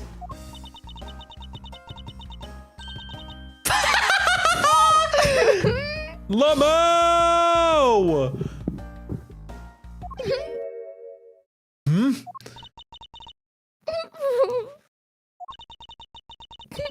not take me for some naive novice. Do you have a theme? You're a student of Von Karma! I should've... Those clothes are a dead giveaway. Okay, I gotta love her. This is awesome. She's my wife. Does she have a theme? Yeah. I love her. Just stop right there. These are the garments of one who gallantly presents the facts. Thanks for the great laugh, but try not to make me laugh so much, okay? Oh my god, I can't. Is she gonna crack up at the stupid prosecutor's desk or I'm something? sorry. I wanna imagine that she's like, try not to make me laugh so much, okay? And then like when she's her normal self, she's just whimsically like She's me for real. I need to set her as my profile picture on True. I wasn't trying to do anything of the sort. Twitter. Just kidding. I was just goofing around. It's true. All defense. You can never take a defense attorney seriously. By the way, do you know who I am? My name is Calisto Yu. Oh. My name is Calisto Yu. Yeah, you got it right. Calisto Yu. Huh. Cece Yu. Oh my god, you're a sister. Oh, maybe it's like Cece instead from like seeing someone, it's like see you, like bye. Yeah, yeah, you said that earlier. No, but I didn't think of it bye. I thought like a see you, like a oh, I see you. Oh, I thought that's what you meant. Wait, do you want to see the drawing? We're trying. Drawing you at work? Then I Yeah? was like, yeah. Oh yeah, sure, send it to me. And well, if you're telling the truth, I can't see the screen anymore. Then we were about to go head to head in court. Ah, but of course, I've heard much about you, Miss Yu. Oh, but of course, I've heard so much about you. You're a regular Shakespeare. Did I say something funny? Oh god, she's gonna cry laughing. Oh no. It is a shame that we will not be able to face each other. It was to be my first trial, too. Oh, that was a declaration of war? How nice is it to be young and carefree? And what a nice squeaky clean badge you've got yourself there. I'm jealous. I'm sure its gleam will dull over time with experience. Are you saying your reputation will also tarnish over time with it? No, that's not what I meant. Well, you can't just avoid some things in life. I'll never allow my badge or my reputation to become tarnished. How old is she? Oh, I'll check. Who are you? Yatakaratu. Who must you be? Anyway. Oh my god, the What? judge! She's 22. She's as old as Apollo. Oh wow. Well, 7 years ago. She's definitely older now. Well, she's as old as Apollo. Alright. I'd like you to update me on the situation. I don't really know anything. Why don't you try talking to those detectives over there? If that's the case, then why are you here?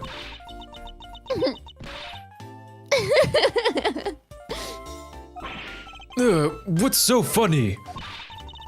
It's just that the way you speak is so tactless. Okay. The person I was going against in court until a little while ago was just murdered. It's not like I could go back into the courtroom pretending as though nothing happened. That's a good point. I apologize for asking such an insensitive question. That's fine. Don't worry about it. Oh. I like her a lot. She's really cool. I really like her. Dear God. Oh, not another wife to my list. Excuse me, but who are you? Detective Tyrell Baird. Homicide. I was informed of the situation and came as quickly as possible. So, how did you This arrive and is inspect the body interesting. before me? Faraday requested me to testify in the trial. Plain and simple. Riley's dad. No. Again, I see like the face. He's like completely tonally different from Riley's dad. Tonally, yes, but he just looks like him. Sorry, I thought it was playing. He looks like a skunk. He does have the skunk aesthetic going on. Mr. looks like Faraday blue requested that you cheese. be here. Here's a badge, sir. Little blue cheese. Does showing that off make you feel like a big, strong prosecutor? Of course not. I was simply proving my title of prosecutor to you. I see, but most prosecutors don't go around flaunting those things. It's like a detective walking around outside with his badge flashing in the sunlight. Show that off too much and before you know it, you'll be elbow deep in angry criminals. That would definitely be a problem. He looks like blue cheese. Like Swiss cheese. I've already contacted blue. HQ about the situation. I've got nothing to say to you, kid. Kid! I'm Mr. Faraday's substitute in today's trial. Therefore, I insist that you update me on the situation. I can't back down here. I have the right to know. Do I need to teach you a thing or two about how to talk to adults, kid? Is he threatening me?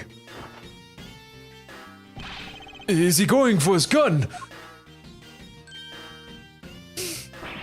It's just a mirror. How dare he trick me like that? Faraday was stabbed to death with some kind of blade. He had a gun in his hand. The other man, a Mr. Mackerel, was shot and killed. He was found holding a bloody knife in his hand. Was there anyone else who went into the defendant lobby number 2? Yeah, that big lug over there. His name's Gumshoe. Oh, me? He was in charge of guarding the place. He's claiming that no one else entered the room. If that's the case, then they must have killed each other, correct? Maybe. Such impudence. This guy is really testing my patience. Do you like the voice I'm giving bad? Mm-hmm. Why was I not informed that you were going to testify in court? Homicides are my only gig. The Yatagarasu case is also one of my assignments. So you were called upon to comment on the Yatagarasu's characteristics in order to assess if Mr. Faraday really was the Yatagarasu or not. Well, well. Looks like you just might have a brain after all in that head of yours, son. Son? Ouch. I'm not your son, Pops.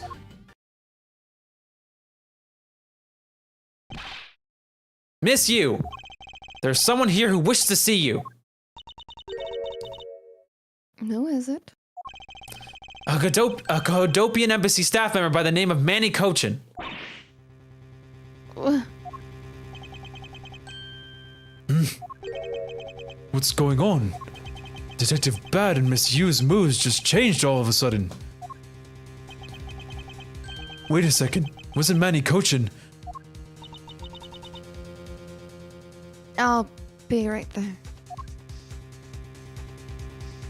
No, bring her back. My wife! It's nice to see you again, Miss Yu. Why are you here? See what I did there? I have no desire to see you again. I do see what you did there. Now. Actually, would you mind stepping outside for a brief chat? Fine. Let's go. Oh, ew, what was that waft that just passed by me? Whew, wee! Manfred? Yeah. Bad! Come on, Karma. It's been a long time. I knew you would show up. You usually do when the Yatagarasu is involved, and I see this case is no exception. Do you know Mr. Bad, sir? Yes, he's like an old bloodhound that never leaves the scene of a crime. If only he would get a promotion and move on. It's the That's crime. fucking crazy. It's the crime scene where a detective is most useful and effective. So like I don't know that. Moving on though, Bad. The man that I just passed by. Was he not the suspect for the KG8 incident? God, my brain. So I was right. Just what is that man doing wandering around here? That Faraday, I can't believe he let such an easy catch get away. Imbecile. I would have proved his guilt in 3 minutes. Come on, Karma. I think you said enough for now. It's in poor taste to speak like that about the departed. Very well. Come on, look at him tapping his foot. Back on topic. I'm placing Edgeworth in charge of the investigation here. Hey, excuse me? Oh my god! Oh my god! Oh my god! You should change your Fugi. Sorry, I got excited the way she ran away. How do I even... Papa, how can you change? How can you place him in charge? Yeah, just make it like a bratty like teenage girl, but like with her Von Karma flair. Franziska, what are you doing here? I'm here for summer vacation. What else? Thank God her whip isn't long enough in this game, or in this 7 years ago. She has the Tama thing. A paddle. Question mark? It's not a paddle. It's just a tinier whip. Franziska von Karma, so she is here on vacation from Germany. She is the daughter of Manfred von Karma and a student of his who's also junior to me. You're the one who's junior to me, and don't you forget it. Aw. You're not conveniently avoiding the bar examination, are you? You were able to pass, and I absolutely have no trouble at all. I'll never allow myself to lose to you. Never! Girlie, you forgot your sleeves. How are you supposed to do your Von Karma grip? I'm sorry. She's so cute with I like agree. her hair long. I like it shorter, but it's still very cute. Why does she always have to be this competitive? Anyway, Papa... Are you really assigning Miles Edgeworth to cover the case? Yes, I am. Why you ask? Well, you know, I'm close to becoming a prosecutor myself. And I'm 100% confident that I could do a better job than him. Oh my God, her little handout animation is so cute. That's just like Franziska. She has no problem bad-mouthing someone right in front of them. Bad. Yeah. These two will be conducting the investigation. What? Want me to let both of these kids loose on the crime scene? Ah, this is a perfect opportunity for them to work on their prosecutorial skills. Crime scene's not the place for children to be messing around in. I'm the one with the authority over this case, Bad, and I will not tolerate complaining. Ugh. Edgeworth, Franziska, I leave this case to the two of you. Understood, sir. Aw. Yes, Papa. I'll go take care of the paperwork now. Remember, I'll accept nothing but a perfect report from the both of you. Do not disappoint me.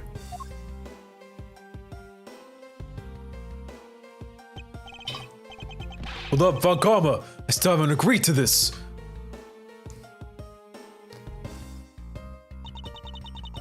Miles Edgeworth. It's been quite some time, Franziska. Check her age. I think she's 15. I'm pretty sure she's 13. Oh my God, she's 13. Because that's when she like does her first debut, remember? Was it? Yeah, 13 was when she first started off as a prosecutor. Oh. Alright. Did you read this? No, right? This will be the perfect chance for us to see which of us is truly worthy of the Von Karma name. Would it kill you to at least say hello? Long time no see. Oh, there's a heart in there. Very good. Just because you became a prosecutor first doesn't mean you can act all proud. She hasn't changed a bit. Miles Edgeworth. As I was saying, we shall see which one of us is worthy of the Von Karma name. I like to think that her whip is also just like an organic being that also grows with her. Or like, no, she cuts her hair and weaves it into the whip. Ah, that'd be sick. That'd be sick. That's stupid, but that'd be sick. For crying out loud, I've been reduced to a babysitter. I like his hands in his pocket. I kind of like this guy. It looks like Mr. Von Karma was successful in convincing the detective. That's just like him. He never fails. Now, I'd appreciate it if you could quickly run me through the facts, Detective Bad. You're better off checking things out on your own. Very well. Seems like getting help from Detective Bad will be a most arduous task. Jesus Christ, they were snuggling. September 10th, 4:15 p.m., District Court, Defendant Lobby, number 2. Dear Lord. It's the only real explanation that they killed each other simultaneously. Well, it has to be gunpowder burn. Miles Edgeworth, you should listen to someone until they're finished talking. What are you talking about? I'll only say it one more time. This is a competition to see who truly is worth the other name Von Karma name. Fuck. A competition? The person that figures out the truth first wins. So the person who doesn't discover the truth is a dishonor to the name. Exactly. I don't care that you become a prosecutor before me. I simply refuse to hear any more foolish things come from your foolish mouth. Fine. Whatever makes you happy. Can I take that as you accepting my challenge? Look at these two. God damn. Once again, whatever makes you happy. Well, then let's begin the investigation, shall we? I'm going to find perfect evidence and prettily present it like the professional I am. Prettily presented. Competing to discover the truth behind a crime. How delightfully childish. Ah, hello, Scruffies. You kids over there, hold it. Kid? Huh, serves you right, Miles. He just called a kid. I said kids, kid. How dare you call me a kid as well? Whip him. I'll do what I please. I won't allow you to cause a ruckus on my crime scene. Hey, big guy. You're going to watch over these two. Yes, sir! Detective Bad, sir! Now do what I say from now on, kids, okay? You better get out in our way. You better not get in our way, Scruffy.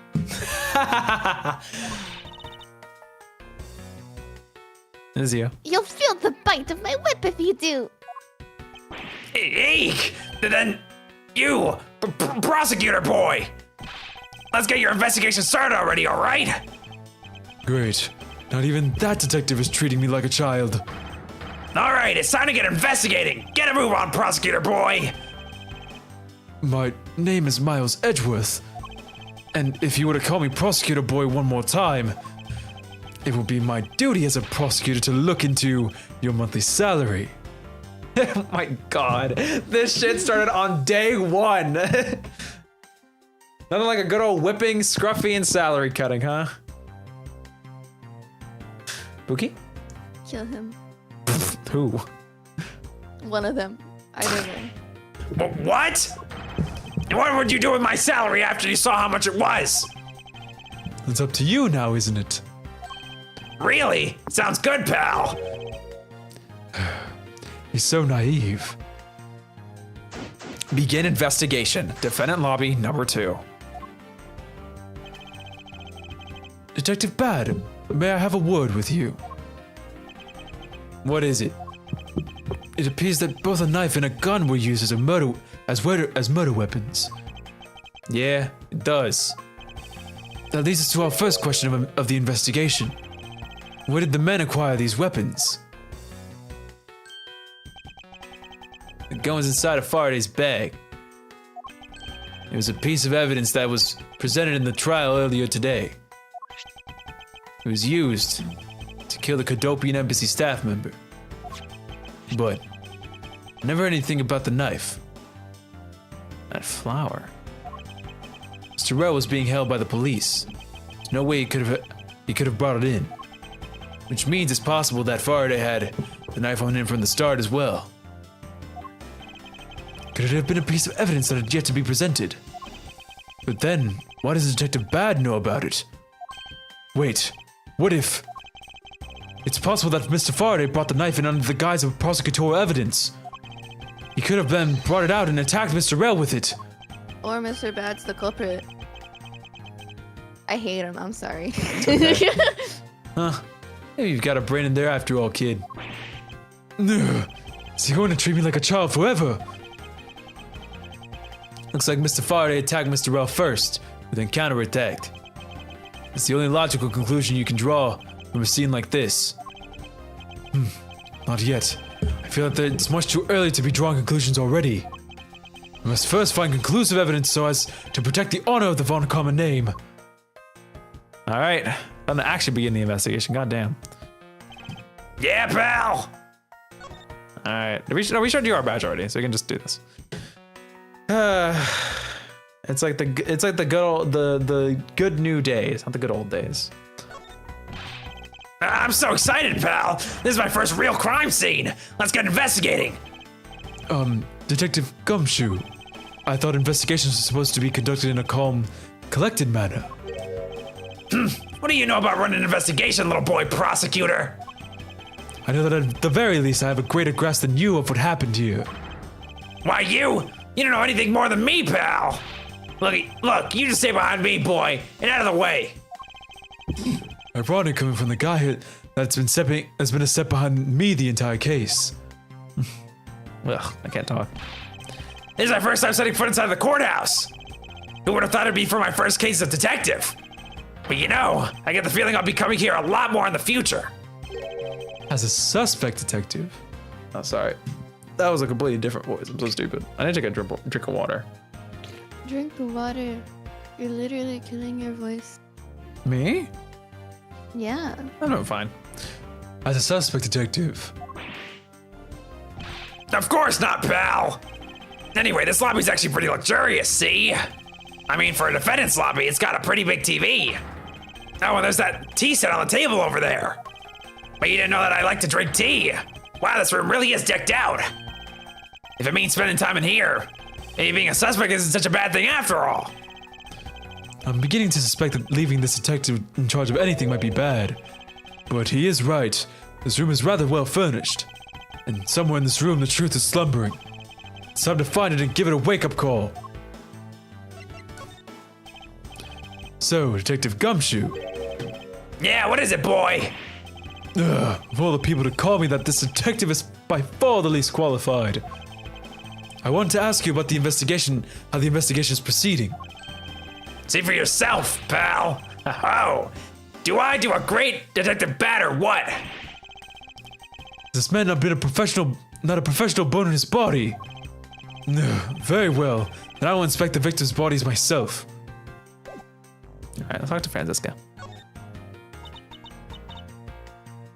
This is you, Pookie. Huh. I see. Did you figure something out? This is a competition, Miles. And as such, I'd appreciate it if you didn't talk to me. As you wish. Okay. Detective Bad, do you have any thoughts on the case? Faraday and Rel. Looks like they killed each other to me. Although, there are a few things that just don't seem right. And what would they be? Why don't you try thinking on your own first before you bother me, boy? Whoa, now I've been downgraded to just boy! Alright, that's the person I want to talk to. Can I reach them? Oh, no, I can't. Alright, we'll start investigating. The plant. This decorative plant's foliage is quite nice. It's actually soothing to be around it.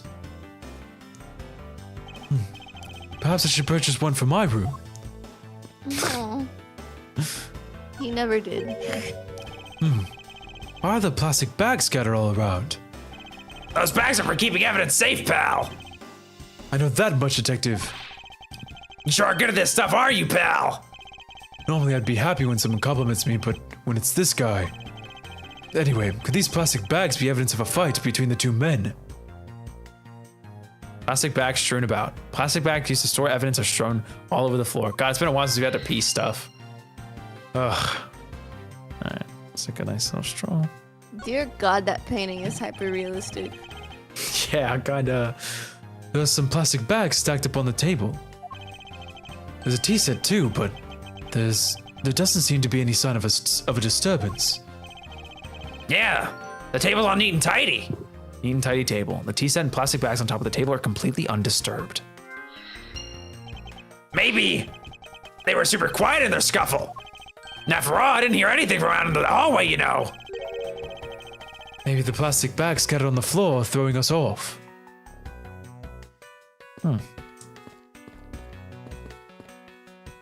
Yeah, so like a piece. Wait, what did I see that I could investigate? This? There's some stuff in the bag, pal. I suppose this was Mr. Faraday's bag. It's probably the trial evidence I was supposed to collect from him. That this is evidence. I'd better not touch it. I'll leave prints on it. You just not pay attention to anything you do. What this TV is about. Whoa! What is it, Detective Gumshoe? My TV at home is so tiny compared to this one, pal. Then perhaps you should purchase a more normal-sized television like this one. No, let me see here. Wow, this thing's huge. Ah, and way too noisy. You're the noisy one, Scruffy. Don't touch it. I'll get your fingerprints all over it. But I didn't touch it. Preservation of the crime scene is the foundation of detective work. The foundation, huh? Sounds like something the rookie here needs to show up on. Dude, do not talk. Chill on my boy Gumshoe. The TV has been left on. Why are you looking at me like that? It wasn't me. I didn't touch anything. Gumshoe, do you know what will happen if you touch something again? Right? I won't touch anything. I won't even go anywhere near the TV, sir. And you, get back to your investigation, all right? I was planning to do so anyway. I like the idea of like a young teenager and like this old guy, and the teenager knows better than the fucking older guy. And he says something, and he's like, "Well, no, actually, it's this." He's like, "Oh, yeah, I knew that. I was testing you." Oh my god, look at her literally band for band, word for word copying Von Karma. Come on, bro. Look at her. She thinks she's so cool. I love her. The window is open and there's a fresh flowery scent in the air. Ugh, the flowers in the garden down there are so gross and ghastly. Do you think maybe you could try offering something useful for a change? Well, at least there's no way someone escaped through this window, pal. They wouldn't wake up and smell the flowers after I fall from the 3rd floor. Are you willfully ignoring the fact that there are also iron bars on the windows? Lobby number 2 window. No human can climb through these barred windows. The scent of flowers is in the air. Why is that included in there? Yeah, I guess there's that too. Either way, no one can get through these windows, right? They thought of everything when they were designing this courthouse. Very nice.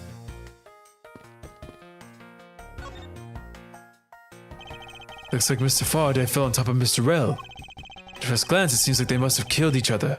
However, Using logic, the only logical conclusion is, aha! what was that outburst for? My detective's instinct just hit me real hard. It was Mr. Rell that fell first, see? You don't need a detective's instinct for that. It's common sense. But I suppose you won't know much more than that until after I examine the bodies.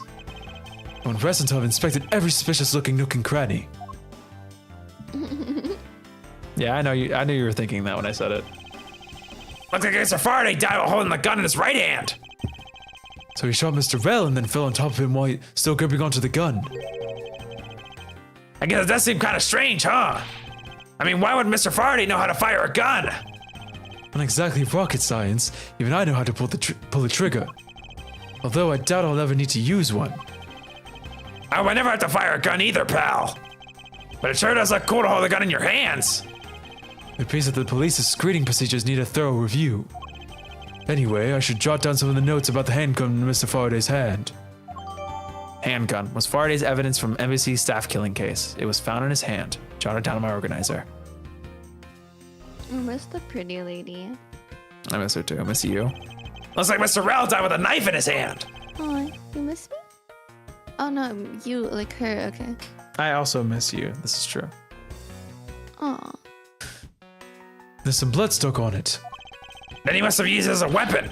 Yep, no doubt about it. Was Mr. Faraday carrying this on his personage? Did he bring this as a piece of evidence for the trial? Or did he bring it with a very different intention in mind? Should jot some notes down about it. Knife. I believe Faraday brought this as evidence. It was found in Braille's hand. Jot it down in my organizer. First he killed a Copian embassy staff member, and then he was murdered himself. This guy wasn't exactly an angel, you know. Oh? What makes you say that? Well, he's been hauled into the precinct several times for theft and assault, pal. So yeah, he's definitely the type to have committed a murder or two. Well, you did admit to killing Mr. Dead Man. Hey, good point, pal. I knew my detective's intuition was telling me something. Detective's intuition. Yep, do you know about it? It's a special feeling that all detectives... We don't have time for this conversation right now. Let's return to the investigation. Poor Gumshoe. Listen, he's just a little pooping. Whoop. Huh? He's just pooping. A little bit, yeah. Mr. Faraday, how ironic it is for him to lose his life in a courthouse. Yeah, why did it have to be like this? I don't know what to say. Can't believe this happened while I was on watch, pal. Rather than beating yourself up, you should spend your time continuing the investigation. Didn't you become a detective in order to solve crimes? Yeah? And get back to work. Find out the cause of his murder. Right, I'm on it, pal. I don't know how to explain it, but their bond vaguely reminds me of Zuko and Aang. Iroh? That too. But like Zuko and Aang. That's what I mean. Who's Aang Like and who's Zuko? Edgeworth Zuko. Okay. And then Aang would be Gumshoe in the sense of like he's kind of an airhead sometimes. Just like a little no thought, just fun. Just yay. And then when he has to lock in, he locks in. But sometimes He does have his moments. He does have his moments. You're right. His hand is all black down here, see? I wonder what it could be. If you look closely, this blotching pattern resembles an ink stain. Oh, I didn't read it. Shit. Oh. An ink stain. Yes. I usually get ink on my own hand when I use my feather pen. A feather pen? I've never seen one before. Sure you aren't making it up, pal? Hey, I wanted to read the description on the key. Guys. Okay. Mr. Bell's cause of death was from being shot, correct? That's what we think, but it's hard to tell with him lying face down. Death is bad enough, but it's truly lamentable that someone would try to hide the truth. Are you sure they were trying to hide something? Can't confirm Mr. Bell's cause of death with his body positioned like that. Detective Bad, I'd like to examine the bodies in further detail if possible. What's this? You're not able to form a theory with them the way they are? I believe an examination of the bodies is vital to finding the perfect evidence, don't you? I suppose you have a point. Well, hurry up and get on with it! Labby. Yes, sir. We've taken enough photos of the scene, sir. And there you have it.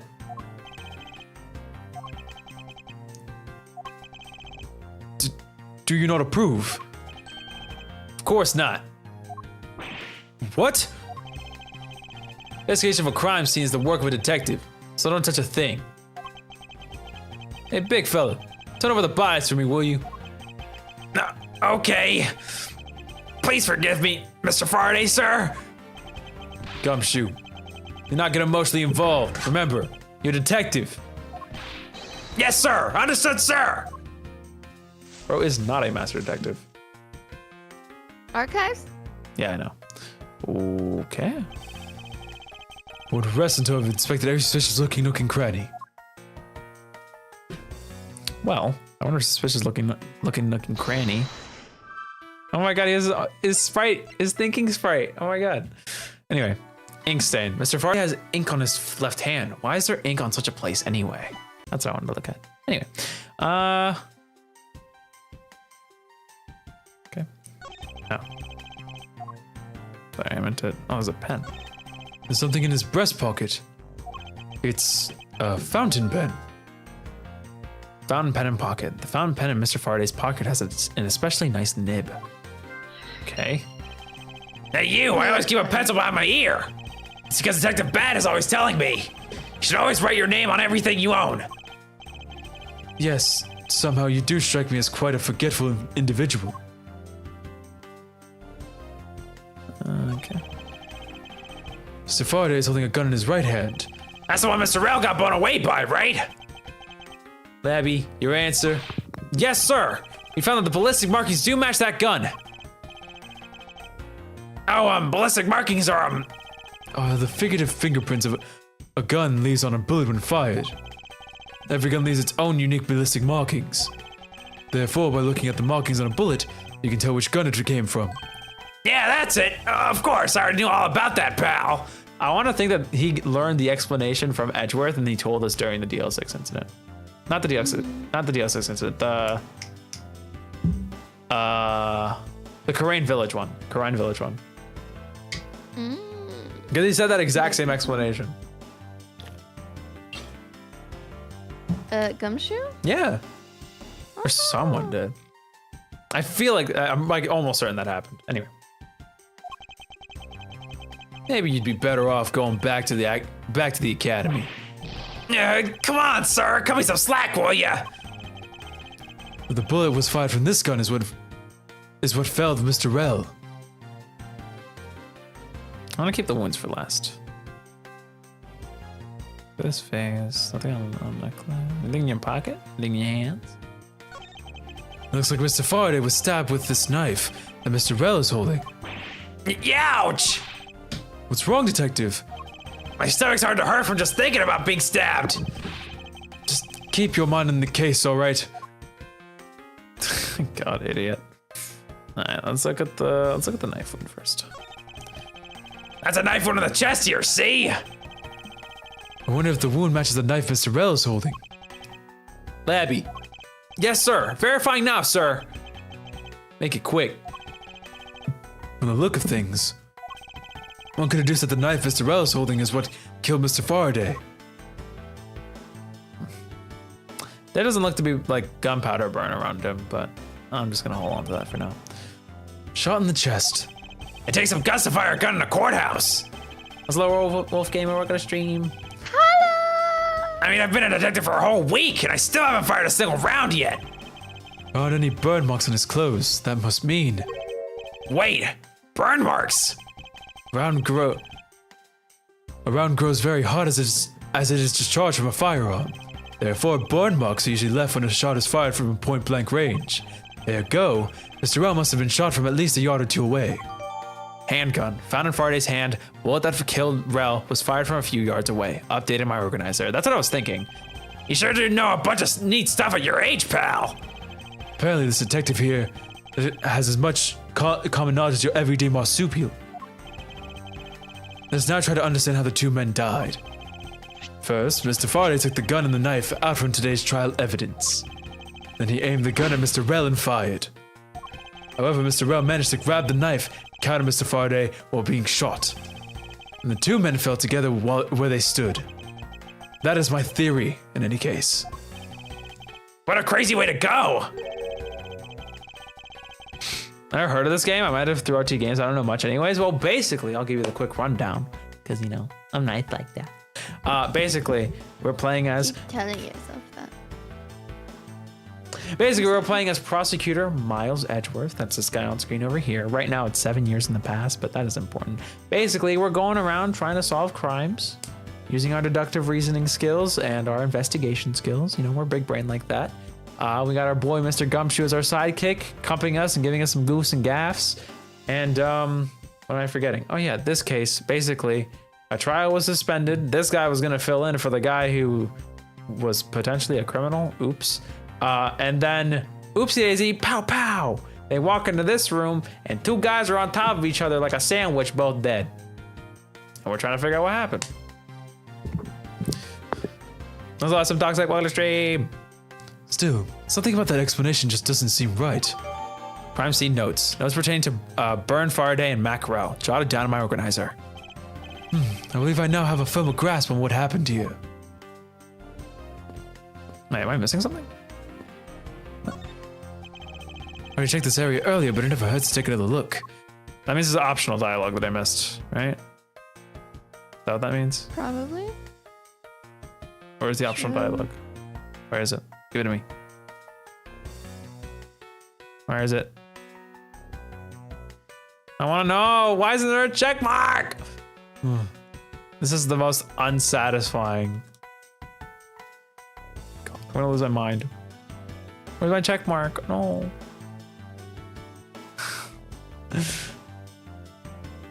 It's okay, Wolf. Basically, you're investigating crimes. These two died in this room. They, like, one person shot the other while the other person stabbed them, and we're trying to figure out what happened. That's essentially what happened. Supposedly. Supposedly. You never know what can happen in these murders. Yeah, these murders get pretty crap. I'm gonna lose my mind. I wanna know what I'm missing. What did I not get? I'm literally, this is gonna drive me insane. Oh. Anyway, I'll deal with it later. It's fine. Is this the time where I have to piece everything together now? Don't make me do that. You got it. Oh yeah, since you haven't played this before, you can help me, right? Oh, fuck. That's right. That's okay. Just like, if you ever notice anything, like passively, you don't need to like try. Okay, seriously, I'm getting concerned. Why is this not checkmarked? This is the only thing that isn't checkmarked in the whole room. How are we doing? This case just started like about like an hour and a half ago. His handkerchief. The outline. I don't know. I His chain. Yeah, I actually tried and it doesn't like. Oh, his hair. Head? No. His pants. His hand. Is he holding something in his hand? No. Yeah, right here. I'm Maybe looking. you need to logic something so then you can do something. Yeah, that's what I was thinking. Like doing like a thorough scan. Okay, that's logic. Wouldn't they both be the killers since they had weapons but died? Just wondering. Well, nothing is ever truly how it seems. You want to make sure that you have a decisive deduction. All right, no holes, no gaps. And right now there's a lot of gaps in the story. Like, why was there no struggle considering they were in what looks to be very close proximity, right? So they probably were in some kind of wrestle, right? How is it that only a gunshot was heard? How is half the room basically unperturbed? Pretty much the whole room is unperturbed. How come there's no gunpowder burn on his clothes despite it supposedly being at near point blank range? There's a lot of holes missing here, you know? I'm assuming these two go together, yeah? This seems like a pretty, like, easy one. Doing. A spot on Mr. Faraday's hand. I wonder if it might be the ink from his fountain pen. No, let's ask the lab guy. Detective Gumshoe, I confirm that the substance on Mr. Faraday's hand is the ink from his fountain pen. Ugh, thank Thanks, God. Joey. Oh my God, for once it's Joey talking and yapping. I see. Good work. You know, I've always wanted to say that. I lied, it's not Joey. You know, it was just one time in my life. Mr. Faraday wrote with his fountain pen in his left hand. And I think it's fair to assume that he was left-handed. It appears that Mr. Faraday's pen is very important to our case as well. Okay, if you say so, pal. Mr. Faraday's fountain pen. Fountain pen used by the left-handed Faraday. It looks like it has a quality nib. Data jotted down on my organizer. That's where those holes come up. That's what I'm saying. It seems inconspicuous on the forefront, but you know, I'll start putting some ideas together and. Me when you have to think. No. No. No.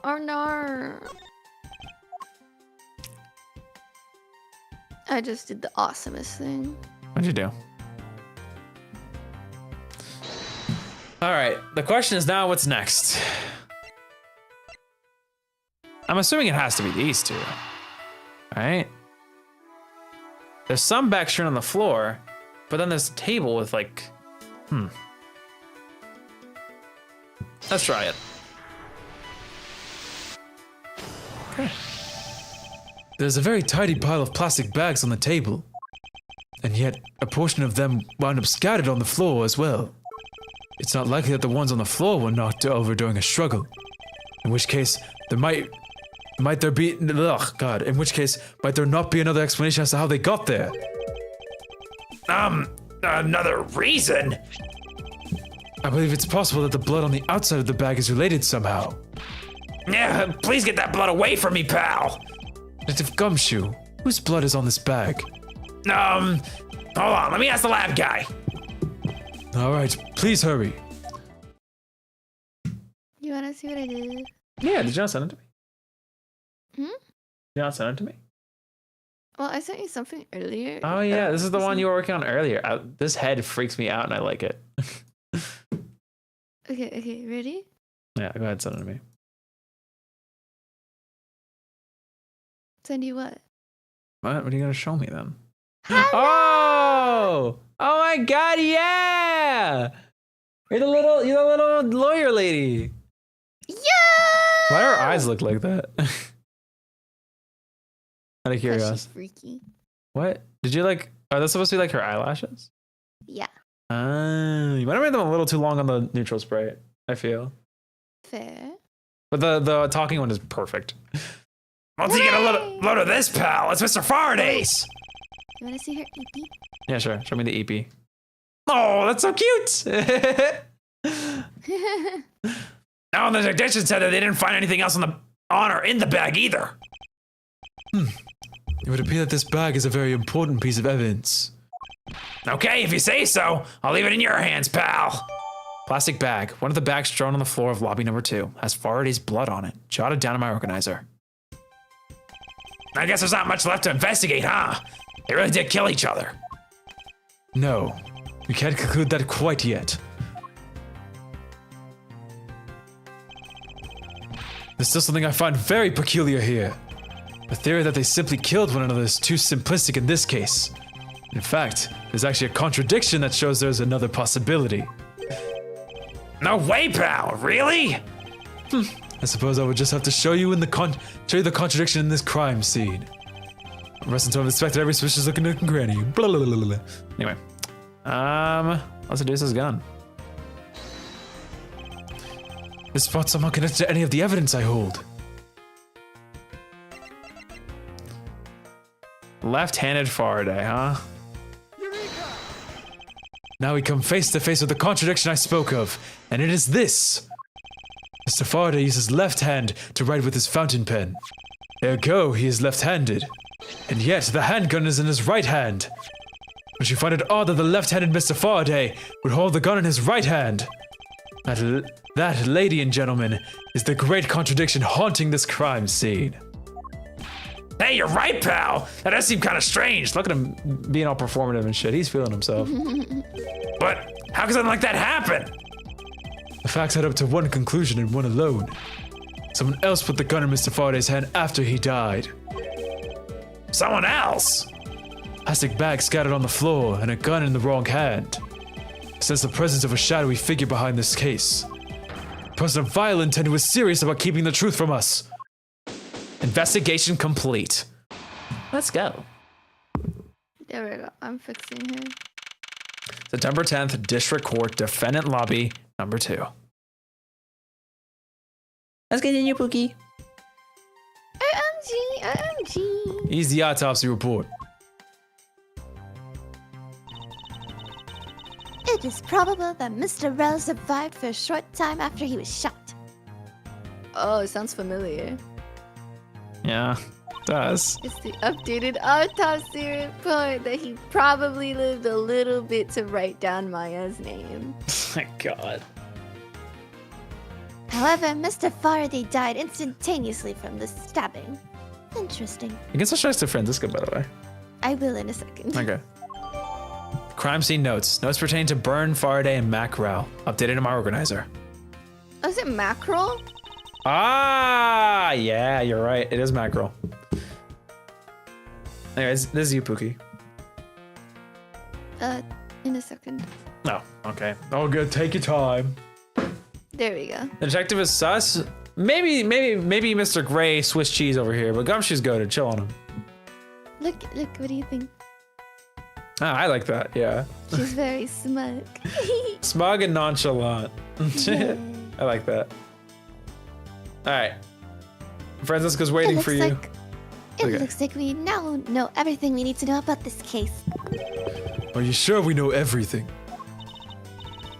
Of course! The incident began with Mr. Faraday attempting to get his revenge. prosecutor wanted to rage from being accused and try to kill the defendant. But the defendant fought back and they ended up killing each other. It's all very clear and simple. There's absolutely no margin for doubt. Do you really believe that to be the truth? Are you saying that just because I figured out the truth before you, that you don't want to believe it's true? It's alright. If you disagree with my argument, then prove me wrong. Well, if there are any contradictions to be found, that is. I love Don't making worry. young her. I'm happy you like doing it. It's so fun. Don't worry, I will. That's right. Argument. What happened? Mr. Faraday's death was instantaneous, while Mr. Rel survived for a short time. From this, it's obvious that Mr. Faraday died after he shot Mr. Rel. And Mr. Rel, while on the brink of death, stole Mr. Faraday's knife and stabbed him. Those are the facts of this case. Miles Edgeworth. Mr. Faraday's death was instantaneous, therefore he must have attacked first. Proving that No. logic to be false is probably the fastest way to prove her that she's wrong. In that case, I should first look for any holes in her theory. There are no holes Rebuttal. in my What theory. I'm happened? so smart. Oh, look at me. I'm so cutie patootie. I couldn't be wrong for anything. God. This is the face of a winner. This is the face of a winner. Oh, let me just take a little look-see here. No looksy poopsy. So Faraday died. Marked with the bodies. Faraday died of a knife stab to the chest. The shock from the stabbing caused instantaneous death. Rel died of a bullet wound to the chest. There's no gunpowder burn on his clothes. Suggesting he was shot from a few yards away. It is possible he was alive for a while after being shot. Huh. That does sound like it makes sense on the surface. Let's see. Hold it! Do you truly believe that Mr. Faraday died instantaneously? I have the murder report right here. Mr. Faraday died instantaneously of shock due to being stabbed in the chest. There, you see? It's been documented clear as day. This is obvious that Mr. Faraday died after he was shot. Hold it! Mr. Faraday shot Mr. Rel before he died. Do you have any basis for that statement? Your foolishness has no end, does it? Now, I hate to repeat myself, however. Mr. Faraday died instantaneously. That's all the basis I need. Alright, so if Mr. Faraday died instantaneously, then he must have attacked Mr. Rel before being stabbed. You're finally beginning to catch on, I see. Okay. I stole Mr. Faraday's knife and stabbed. Hold it! So you believe that the dying Mr. Rel stole the knife from Mr. Faraday? Mr. Rel became desperate, as he did not want to die. Human beings can do amazing things when they're put to the test. So the two men struggled. And in the end, Mr. Rel was able to grab the knife and stab Mr. Faraday. Their messy condition in this room is a statement to their struggle. Testament. Same thing. Yes, my logic is perfectly sound.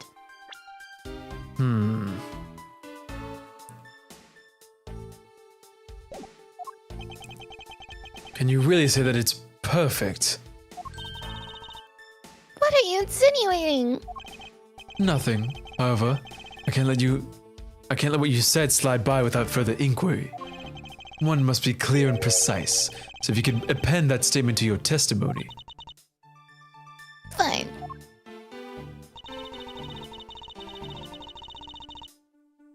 Hold it! So, about this statement. Mr. Rel used all of his remaining strength to take the knife and defend himself. one can easily see that they had a violent struggle. Of course, it's nothing compared to what my riding a crop can do. How does one compare the damage that her crop can do with the state of this room? Furthermore, all plastic bags on the floor in this room were scattered due to the fight. Is there anything else I can explain for you? No, that will be fine. Those are the facts of this case. Hold it! Claiming speculation is fact already. Don't you feel that the evidence is a bit lacking? You'll find all the evidence you need just by looking around this room. Mr. Faraday collapsed on top of Mr. Rell. In addition, Mr. Faraday died instantaneously, making a counterattack possible. Furthermore, the room is a total mess from their fight. Dare I say, there's more evidence than you could whip a whip. Jesus Christ. It looks like she's becoming more and more confident. And looking at this place, she might have the right to be. After all, everything here seems to support her theory. Looks like you're starting to see my point. I've good as won our title, little competition. Sorry. That's Where okay. did I get to? Something strange about Franziska's theory. I should compare her claim with the data I've gathered thus far. I just know there's a contradiction somewhere. Alright. Ah. Gee. Anyway. Objection! If the two men were fighting, the struggle would have surely caused quite a bit of noise. However, Detective Gumshoe testified that he heard absolutely nothing. You place too much faith in that detective's testimony, you know? But for the sake of argument, let's say there wasn't a fight. How then did Mr. Rell get his hands on the knife? Mr. Faraday's bag was sitting right here in the lobby number 2. It's not hard to imagine that perhaps Mr. Rell saw a chance and took it at some point. So, what you're saying is this. Mr. Rell took a chance when he saw the opportunity and took the knife from the bag. And then Mr. Faraday shot Mr. Rell after being stabbed? So there's something strange in Franziska's statement just now. Hold on. I mean, Mr. if I saw someone with a knife and I had a gun, I'd shoot them before they'd be able to get to me, but whatever. Then Mr. Faraday shot Mr. Rell after being stabbed. Well, first of all, we know the stab like insta-killed him, yeah? So that doesn't make any sense.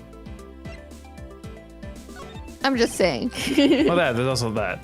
Wait, something doesn't add up. Oh, really? It's simply not possible for Mr. Faraday to have shot Mr. Rell after being stabbed. Because... not that. This. Take that! According to the coroner's report, Mr. Faraday died instantaneously, meaning that he died immediately upon being stabbed by the knife. Ergo, he cannot have possibly fired a gun after that. Oh, you got me. But of course, Well, then, if the report is correct, then there's only one correct explanation. If we suppose that Mr. Rell attacked first,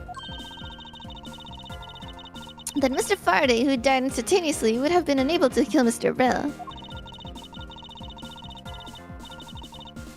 Therefore, Mr. Rell would have stabbed Mr. Faraday after he was shot. Then they both died. That is the only explanation that makes logical sense. negating your opponent's ideas in order to prove your own theory. I see you've been studying, Franziska. That's crazy. I just wanted to explain to you as simply as possible. Before you foolishly propose a foolish theory that only a foolish fool like you could. The way that text scrolled is really fun. Yeah, it's actually struggling to find words. It's more like putting evidence right before the foolish. Like a little bit of a wind up. How naive of you to believe that only your opinions are valid. and still expect to discover the truth that the crime scene offers you. Franziska, you've still got a ways to go. What are you talking about? Are you saying there's a flaw in my logic? Mr. Faraday died instantly. And the fact that he did is what gives rise to the contradiction in this scene. Contradiction here in this crime scene is... Let me go over the evidence, because I can definitely piece this together. The plastic bat had Faraday's blood on it. Faraday died instantly? Yes, he died instantly. Faraday was the one with the gun. Wait, but his body fell first.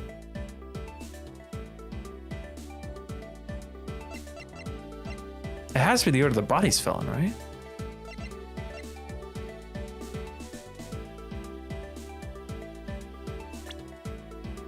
I think so.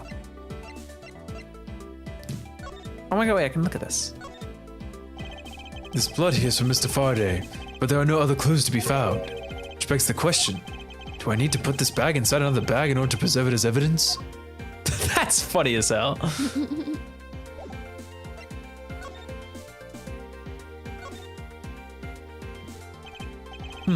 Seems Mr. Faraday was in the habit of using very nice fountain pens. That's the total opposite of me. I don't get these things at all. Well, I think the pencil behind your ear suits you just fine. Aww. Really? You think so, pal? Man, I knew it was worth something. That wasn't exactly a compliment, detective. I understood it as a... I knew it wasn't. This looks like a quality nib. Hey, let me test it out, pal. Ooh, this is really... I got ink all over my hand. Detective Gumshoe, don't ever play with the evidence like that again. Sorry, I thought that would just be fun to look at this stuff. Okay. Let me think about this carefully, right? So, the running theory that makes the most sense is Faraday had to die second. Right? Yeah, no, Faraday dies second. So it can't be the order of the bodies, because the order of the bodies correlates with that. My other options are the bag location and the order of events. I have all this dialogue here. Let's see. Rel attacked first, then Faraday, who died instantly, would have been unable to kill Rel. Therefore, Rel stabbed Faraday after he was shot. Then they both died. You know I should be helping, but... You don't have to. You help as much as you want. You don't have to force your brain. Okay. I'm trying to keep up because this whole thing has confused me. It's just That's so valid. That's why I'm looking through the forth. log so I like know what I'm understanding. So Rel was to stab Mr. Faraday after he was shot, and they both died. So to stab Faraday, both die. The bag should make sense then, yeah? Because he died where he stood, and he was over the bags. So that feels like it makes sense. Maybe? Faraday's blood on it. How would the order of events be wrong?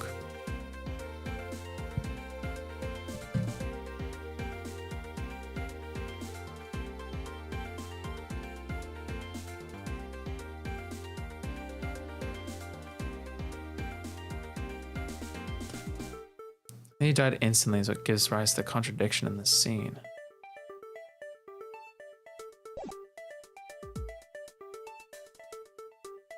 Blink.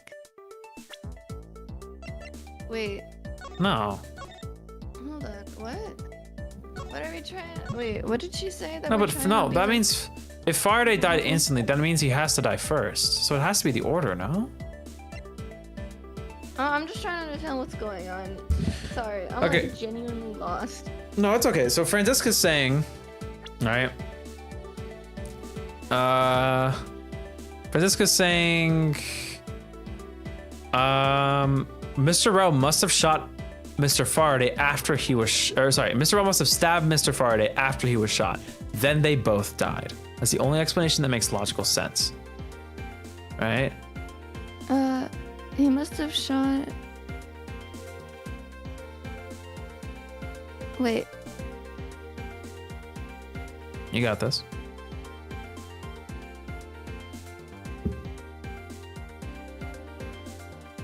You good?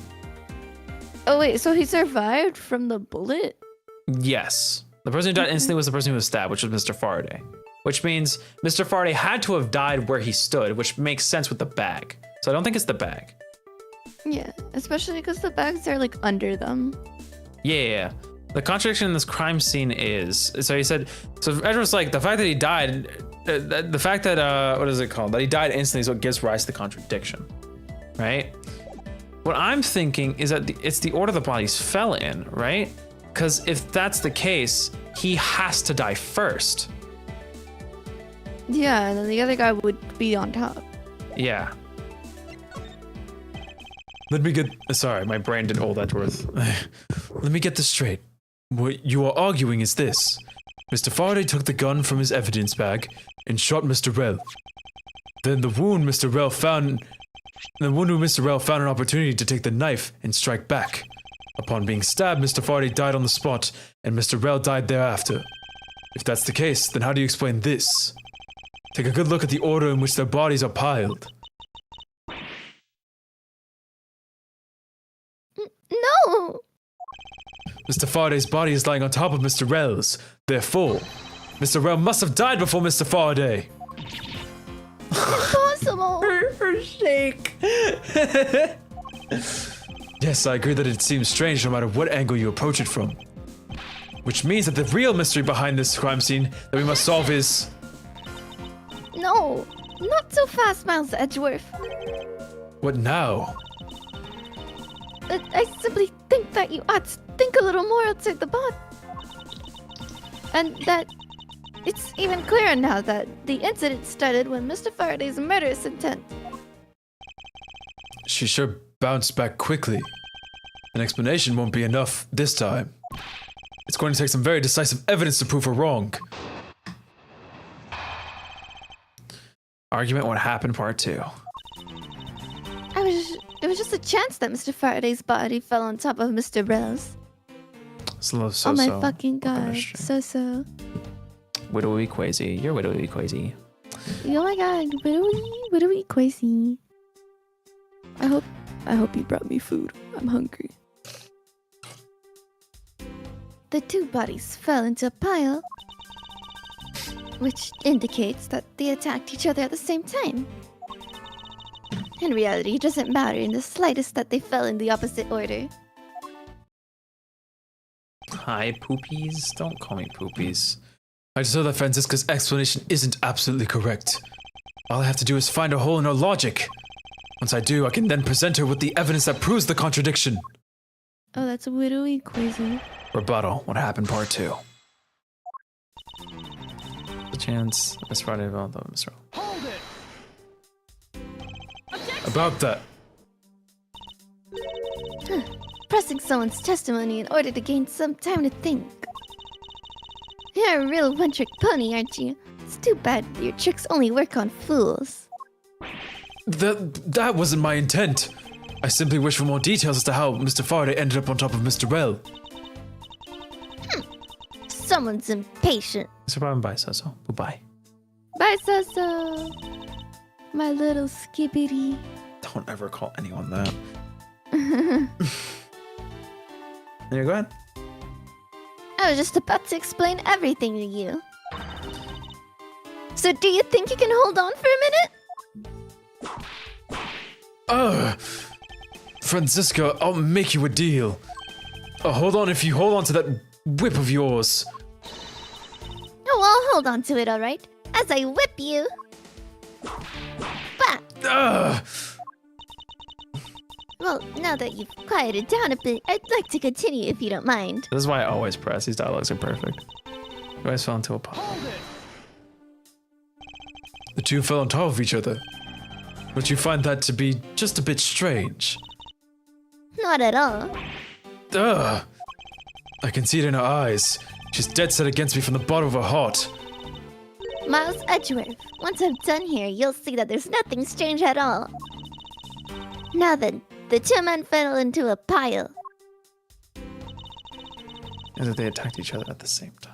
Miles Edgeworth, are you homophobic? It's because there are two men, isn't it? What do you mean by they attacked each other at the same time?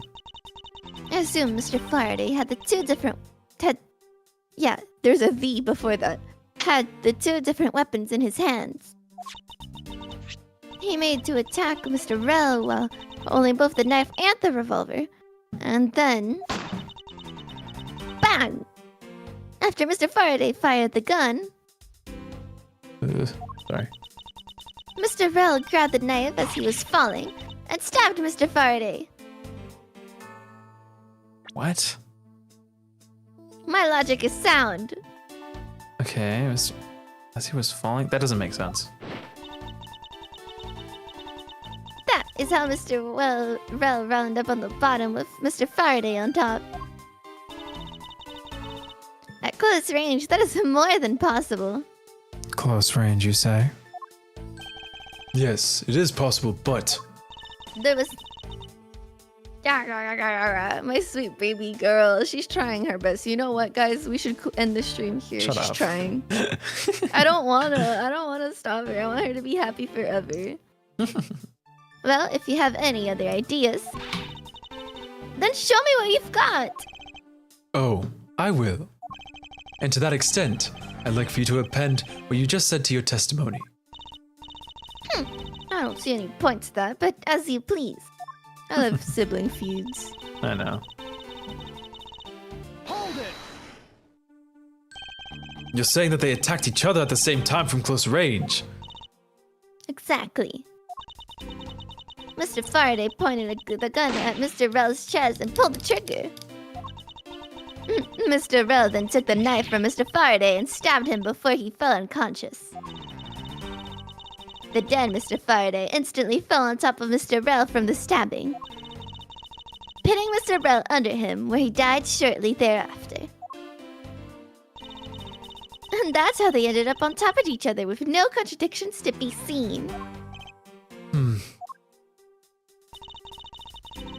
It really doesn't matter in the slightest that they fell in the opposite order. Do you really believe that they fell in the exact opposite order in which they were attacked? Miles Edgeworth, you're not listening to a word that I'm saying. Ugh! They both attacked each other at the same time, and Mr. Rel fell first by chance, leaving Mr. Faraday just happen to fall on top of him. Then Mr. Rel died shortly thereafter, pinned underneath Mr. Faraday. That's how it happened.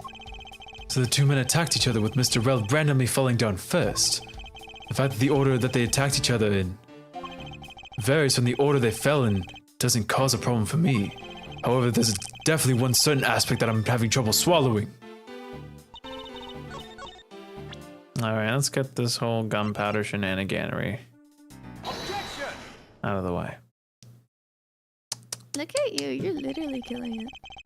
So you believe that they killed each other at close range? Sorry, but that's impossible. Just as is written in the crime scene notes, the firing of the handgun did not leave a gunpowder burn on Mr. Rel's clothes. Therefore, Mr. Rel and the gun must have been separated by a distance of at least 2 or 3 yards. Yes, this is by far the biggest contradiction. The two bodies are piled up on each other, yet the gun was fired from a distance. And with there being no chance that Mr. Rel moved that far after being shot, that leaves only one possible explanation. Oh, what a completely foolish line of foolish thought from a thoroughly foolish fool! If I'm not right, then who was it that made the first move and the intent to kill, huh? Who? The person that attacked first with the murderous intent, that would be... Oh, shit. It could be neither. It could be neither, but we don't... Do we have any reason to know? We have no reason to assume it's anyone else either. Let's see here. Didn't hear a Or, sign I mean, of struggle. between them. Few yards away. A yard is a lot.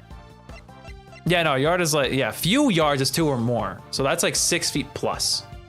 Yeah. And you know how much 6 feet is, right? Well, Sorry. I think so. Yeah, it's like decently far. Like it's like the length of the. It's like most It's of the like length you of the and a room. little more. Yeah, actually, you and just more. Then I'm tempted to say no one. There was no struggle. Here in this room, contradictions appear no matter which men we claim attacked first. Jesus Thus, there Christ, can only be Edgeworth. one explanation. There was a third person here. Huh? It was that third person who killed both Mr. Faraday and Mr. Rel, and set their bodies up to make it look like a double murder. That third person is the real culprit. Miles Edgeworth, there's just one thing you're missing. Evidence, correct? Exactly. Everything you said up until now is nothing but a story you played out in your head. Conjecture. However, this is where the real test begins. Can you prove that there was a third person involved in this crime? Of course. We can? I mean, yes, we If the third can. person was truly here, that fact would resolve the glaring contradiction. The proof that this has all been a setup, made to look like they were killed each other, Oh, or is it presented. Yeah, go ahead. Is it the left-handed thing? That's probably what I was thinking, but I need to look through all the evidence and triple check everything. All presented, and lay bare the final piece of the puzzle that's not yet in place. What is the piece of evidence that proves that there's a third person involved? That's 'Cause strictly I was proof. thinking, because Okay. I was like thinking, if he's right-handed, why would he? Or no, Yeah. if he's left-handed, why would he have the gun on his right hand? Yeah. So, and plus the way that Edgeworth set up that question was very telling. I don't know if you read it, but Oh, or you did, but Another bullet. Yeah, I don't always internalize what I'm hearing.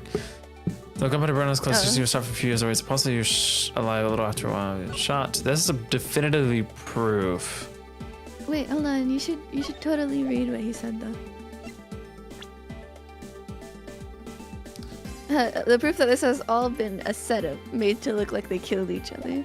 And I was like, so it has to be something about them. Something that was set up. Because he thinks it's a setup. Something was set up. Would it be the... It'd be This the- is obviously just assuming. I have. I think.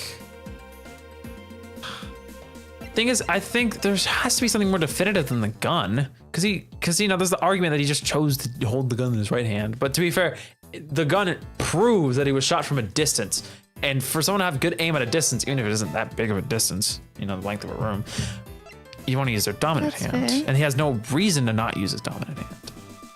I mean.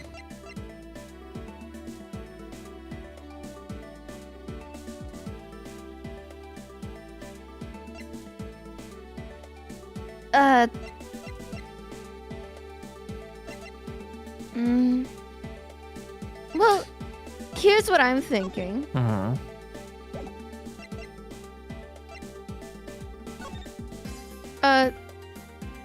If there was no struggle, why are there bags all over the floor?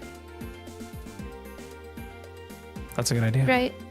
I was thinking that it was the bag could have something to do with it, but I was like, there has to be something better than that, right? I don't know. I mean, I still think the gun is a pretty. I think good one piece of these evidence. three are what we're trying to look at here. I'm probably not the fountain pen. That's not like. but this a part of indicates the his like evidence itself. left-handedness, but I I guess. it's know, fine. but the gun itself was the thing. Was that? yeah, was I'm used gonna to go set with it up, the not bag gun. first, because I think the bag sticks Yeah, out to go me with the more. bag. Take that!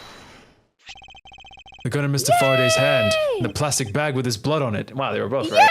Let's Look go! at that. Look at me go! Good job, Pookie. These two items point to the presence of a third person. How so? Recall Detective Gumshoe's testimony. I was in the hallway the whole time, but I didn't hear a single peep of a struggle. If there wasn't a struggle in this room, then there shouldn't be any plastic bags on the ground. Meaning that someone else must have deliberately scattered them around. Do you not see the possibility in this? Disregarding the gun for the moment, there's a high probability of blood splatter when a knife is used on a person. The culprit held the knife with a plastic bag around it. He could use the bag to catch any blood splatter from when they withdrew the knife. Then by spreading a few more plastic bags around, mixing the bloody one in with them, and arranging the room to make it look like there was a struggle between the two, they were able to conceal their presence. I don't know what he just said, but okay. The point is Something about the bag catching the blood or something like that. I just didn't get what he meant. let me look at the court record real quick. He was stabbed. He said Faraday died of a something knife blood splatter. wound. Man, it should have been the bullet that hit Faraday. So we could have made the joke of like killing a bird with 2 stones. Get it? Because of the bullet and the knife. See, like, I'm so funny. Sorry, I was trying to see if it what is it called? Has fire? It has blood on it, not in it. I'm not understanding fully. Oh. He used it as like, okay. He used it as like a glove. Does that make sense? Yeah, that's kind of what I was thinking. Anyway, let's continue. Ah. Shut up.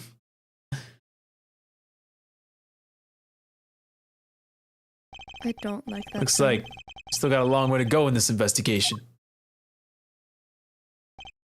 Yes. Objection. Hello. The judge, he moves. He's weird. He has legs. Why is he a cereal box? How about I go? Chill out on him. He looks like a trash bag. Yo, he looks hey, like a trash can. Shh, I don't take No, any look of that at his slander. outfit. Look Nope. at his outfit. It Nope. just looks like a trash can on his He's body. in a judicial robe. I don't want to hear it. Well, what the heck is up with you, pal? You can switch if Mr. you Bad, I advise you. Oh, sorry. Her objection was very pretty. Objection. So gorgeous. want. Sure. There you go. Mr. Bad, I advise you to place Detective Gumshoe under arrest. What? I love his shoe stomp sound. What's the meaning of this? Looks like you're not man enough to discipline your own subordinates. Don't you dare. That detective claims he was here, standing in front of the door the entire time. But I have it on good authority that it was all a giant lie. Miss Yu, I ask that you please explain that last statement. I'll let His Honor explain it himself. I saw it with my own eyes, I tell you. Sorry, I don't know why my brain broke with the judge. The court is now in Please. session. I need a. That's like my warm-up line for him. I saw it with my own eyes, I tell you. During the recess, there was a period of time when there was no one in the hallway. What? See, Mr. Bad? So I ask you, why would a detective who was supposedly doing his job the whole time want to fabricate such a lie? Gumshoe, did you kill Faraday? No! Of course not, sir! You think this guy's capable of murder? Look at this dumbass.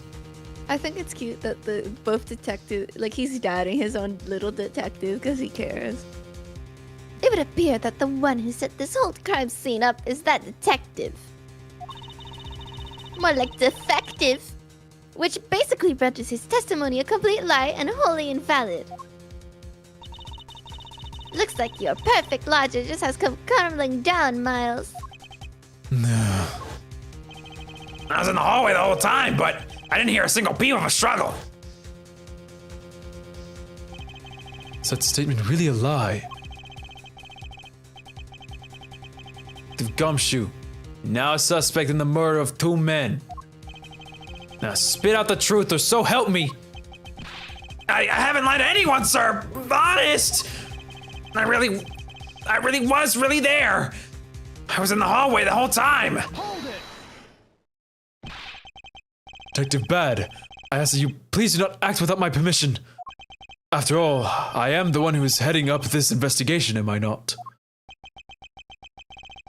Don't talk like you know what's going on, boy. All I want is for this investigation to run perfectly. Wait, didn't Gumshoe say that they met, and the reason that he's so dedicated to Edgeworth is because Edgeworth saved him or something during like the case where Edgeworth comes back randomly, or like Phoenix is talking about him. Oh, I don't remember that, but that I don't know. There was something like that hinted towards that. I'm pretty sure, or maybe I'm crazy. Don't quote me. But like, it would be funny if it was relating to this. that would be crazy, but that would also be some insane foresight because this game came out like 7 years later. Yeah, I know, but you can simply just like go back and look at your games. I don't know. Oh yeah, of course. That's what they do for these. They like fit pieces around what they've already constructed. Which is real. I like it when games do that. Yeah, they have a Yeah, very Zero good. Turn They have a Dilemma, if very only. coherent canon. Again, Zero Turn Dilemma, if only. Oh my god. More like dumb detective. Perfection. Hop off my goat. Defective. Anyway. Perfection is the only wish of a disciple of Von Karma, after all. Therefore, before you take Detective Gumshoe into custody, I'd like to set the record straight on something. What's that? What should I ask Detective Gumshoe about? I feel like I should ask why he wasn't in the hallway, huh? You know? Well, that's you're going to then like hold up the testimony that he wasn't there, right? I guess Even though it's he true. did state that he is. Maybe, but if the judge walked into a different hallway or some shit like that. I don't know. That'd be really funny. But I'm pretty sure it'd be the motive. Oh, I picked state of the hallway. Detective Gumshoe, I take it that no one else was in the hallway at the time, correct? At any time, sorry. Huh? Oh, of course not, pal. You're being awfully defensive. Might you be hiding something from me? Watch your mouth, pal. You can't go around saying stuff like that about me without any evidence. Rose, you're right. I've no evidence at this point. Miles Edgeworth, how can you be losing a battle with this detective? You're a disgrace. Maybe I should ask about something else. What should I ask Detective Gumshoe about? Motive. All right, sure. I suppose the one thing I'd like to clarified. My God, Detective Gumshoe's motive for committing this crime. Motive, huh? Gumshoe, got a grudge against Faraday or anything? No, sir. Not me. Not a single bad thing against Mr. Faraday, sir. Is that a fact? Objection. You really have a problem with lying, don't you, Detective Gumshoe? I'm my telling you, I am not lying. The more unnatural you act, the more suspicious you become, you know. If you want a motive, Edgeworth, I have one for you right here. Would you please share it with us? However, be forewarned that I won't hesitate to object to flights of fancy, because all I'm interested in is the perfect explanation. You're serious, aren't you? Fine. You amuse me, so I'll humor you with a little courtroom practice. Don't get too smug, Pookie. She's so Argument. gorgeous. Gumshoe's motive. Also fact, I love her earrings. Oh my god. It was about a week ago. Look at her doing her goddamn makeup mid-testimony. Girl, if I don't... I saw the detective get chewed out by a livid Faraday in front of the precinct.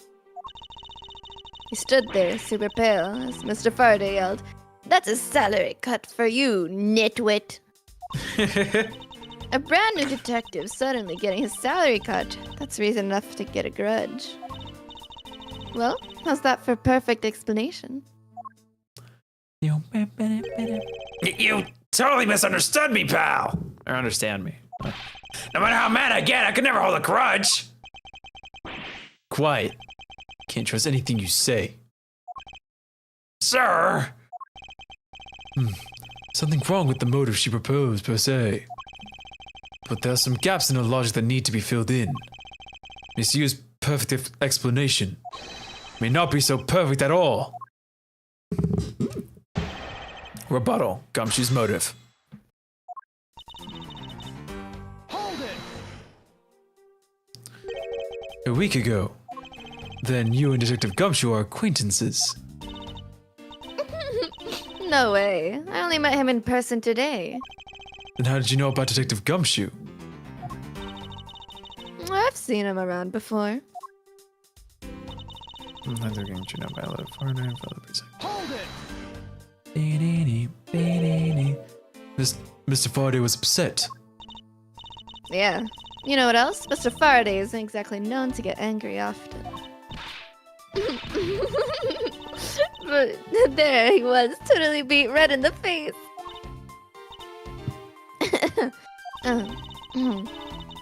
And the offending detective just stood there, pale as a ghost, like he was about to die. Just like the face he's making now, right? I'm completely innocent, I tell you.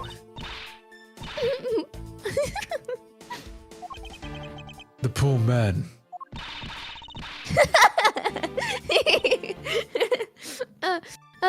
Sorry. It was quite the scene with the detective.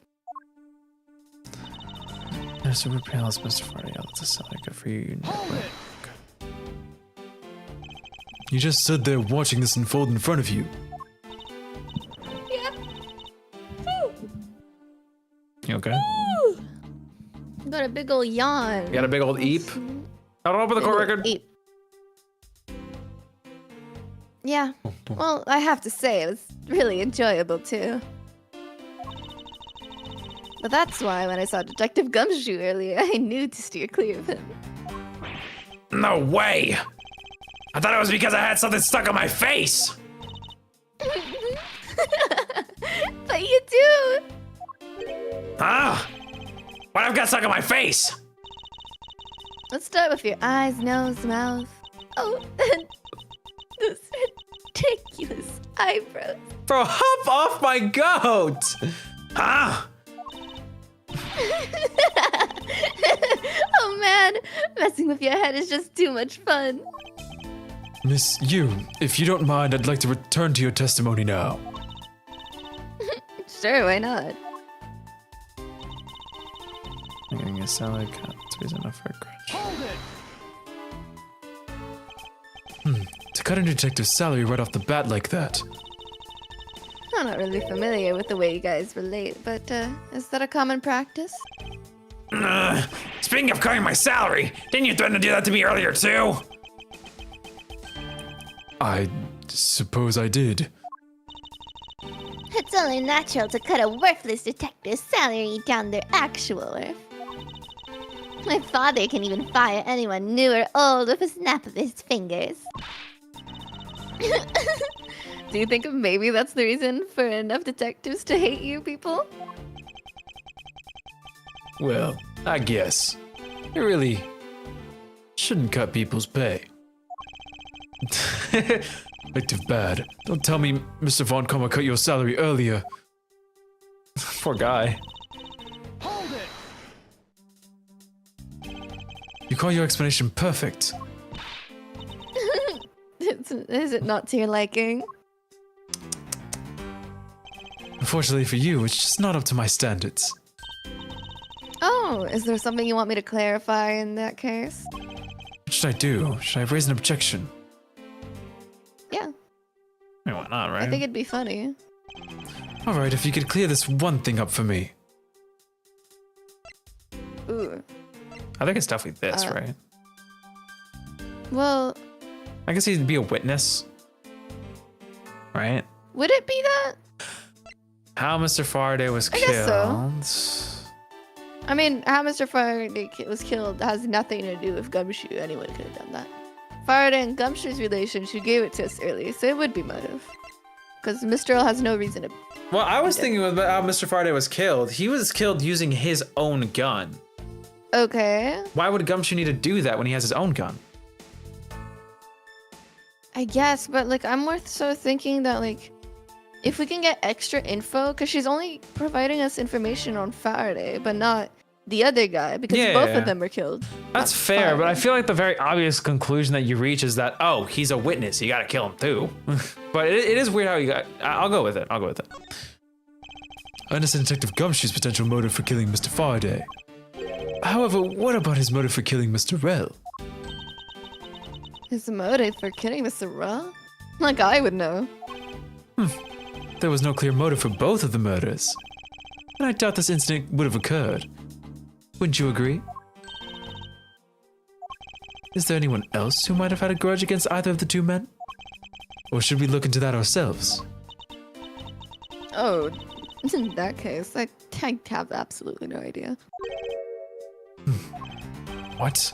It's impossible. She must know something. Wait. Oh, can you please not glare at me like that? It makes me laugh. There's giggles. Ugh, I didn't even do anything. You're already laughing away. Well, anyway, the way I see it, as long as he had one motive to kill one of the two, this crime would have played out the way that it did anyway. That's what I was saying. Oh? Would you care to explain your logic? And this time, please try to provide a truly perfect explanation. Perfect this, perfect that.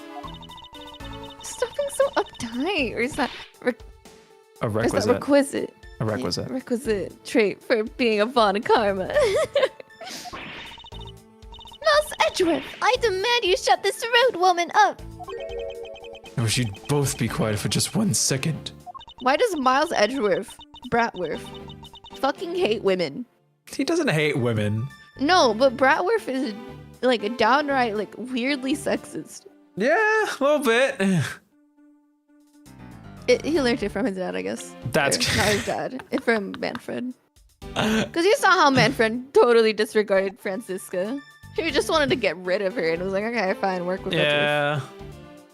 Stupid bitch. And this is your line, by the way.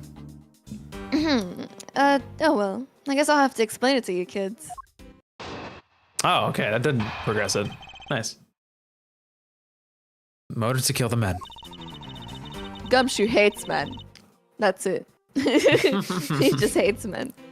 There's no one out there with a motive to kill both Mr. Faraday and Mr. Rella. All you really have to establish is that someone had a grudge against one of the two of the men. It's okay. He gets sleepy. Mr. Rell, who happened to be there, became a witness to Mr. Faraday's murder. Therefore, he was killed out of necessity and set up to look like they had killed each other. Wonder if that's really true. Is there no one out there with a grudge against both of men? Should take another hard look at the evidence for this morning's case. Second KG incident, as people are calling it, involving an embassy staff member. The two men who both wound up as suspects in that case. Is there someone else I'm overlooking who is somehow related to them? Von Karma. Rebuttal. Mode to kill the man. I need more water. Goddamn. Von Karma hates both of them. Let's blame his... Please? That'd be Please, funny. let's... There's the, like, weird guy she had to go talk to. Him, the blondie. I was looking at the KG 8 case. So you'd have a motive against... He'd have a motive against Faraday. Oh my god, look at her pretty face headshot. She's like, what's up, bitch? I know what I'm doing. Alright, let's press. So there's no one else who might have had a grudge against both Mr. Faraday and Mr. Rell. I suppose no one is a bit of a stretch. But I'm pretty sure no one like that was here in this courthouse today. She's lying through her teeth. We just saw someone like that here earlier. Besides, you don't need to provide the killer had a grudge against both of them. Men. Whatever. Someone had a grudge against one of the two. Someone with a grudge against one of the two men. In that case, aren't there plenty of other people who fit the bill? Sure. After all, who doesn't garner scorn from others simply by being alive? But the only one who had a grudge and acted upon it was by killing was Detective Gumshoe.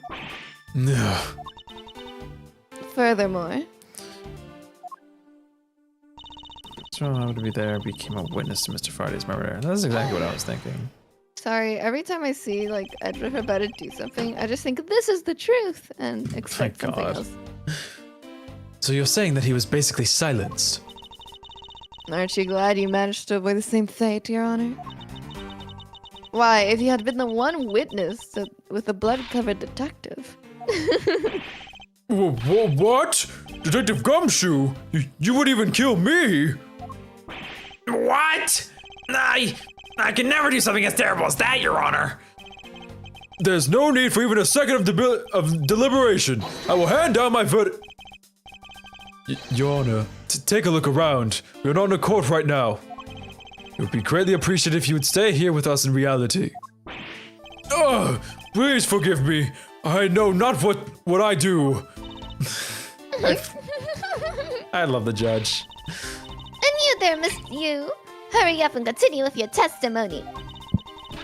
If you fail to do so, I will whip you into shape. Sounds nice.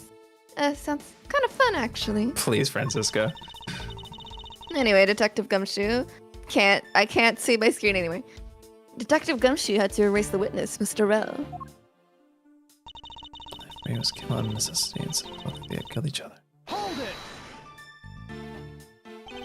it! I didn't do it, pal. No hard feelings, but I don't think we can take the word of a criminal so seriously. But I can't even begin to think about ways to set up a crime scene. I suppose you do lack the necessary tactical mind required to do such a thing. Why do you guys have to kick a man when he's down, pal? You shouldn't put yourself down, Detective. You're a big boy. I bet you thought it all up by yourself, right? Yeah, that's right, and I worked real hard at it too. This idiot. I think this proves one thing about the detective. He has the mental acuity of a worm. I have to admit, her explanation makes sense. However, there's also something she overlooked in her testimony. I should present that piece of evidence and see if I can't make her see the truth.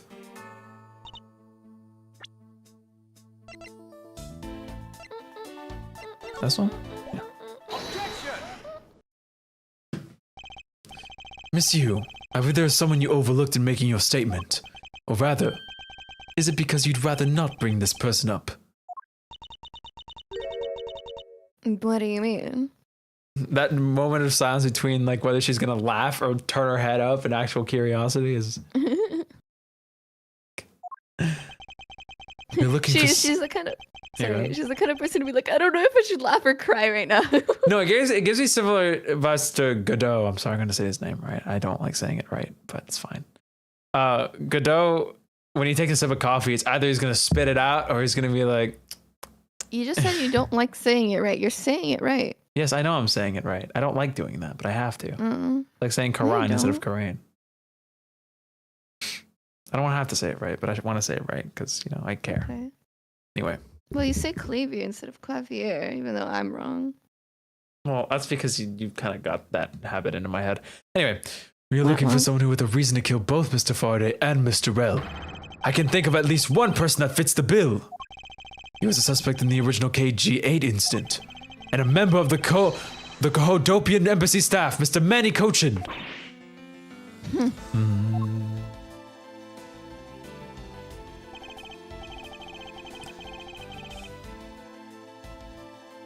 Sorry, this team is so good. That's right, the very man who came to visit you earlier out in the hallway. The man who killed a member of the Cahodopian embassy staff, Mr. Rell. And the man who was the lead prosecutor of the KG-8 incident, Mr. Faraday. Are you telling me that Mr. Cochin has no reason at all to kill both of these men? Well, I suppose he might have a reason or two. You covered for me, pal. I'll never forget this. Maybe you're not such a bad guy after all. Don't get ahead of yourself. You're still suspect. Make no mistake about that. The perfect evidence, the perfect testimony, these are the only things I wish to hold. But I didn't do it. You will stay under my authority and go investigate Mr. Manny Cochin for me. And remember, I will not be very forgiving should any of this leak out. You want to investigate Cochin? You'd just be wasting your time. This team is actually kind of nice. It's such a difference. And why is that? Cochin was up in the viewing gallery, watching the trial, or so I was told. Every cop in this place has been keeping an eye on the guy since he arrived. Then the only real suspect we still have is Detective Gumshoe. I suppose so. No way! Come on, Detective Bad! You've gotta believe me, sir! I really was in that hallway the whole time, sir! I never took a single step into this room, sir! Okay, what are you saying? There was someone else who passed through the hallway. No. There was no one else, sir! And why should I believe you didn't do it? And that is one incredibly foolish detective. Standing right in front of a crime scene all by himself. It's as good as a confession of guilt. I have to admit it's a bit strange. Most criminals will fabricate some sort of lie to escape their crimes. If that detective really wanted to prove that he is innocent, I think he would be at the very least offer up a "I spaced out while on duty" or the like. Come on, Gumshoe. Time for your interrogation. He's so sad. Detective Bad!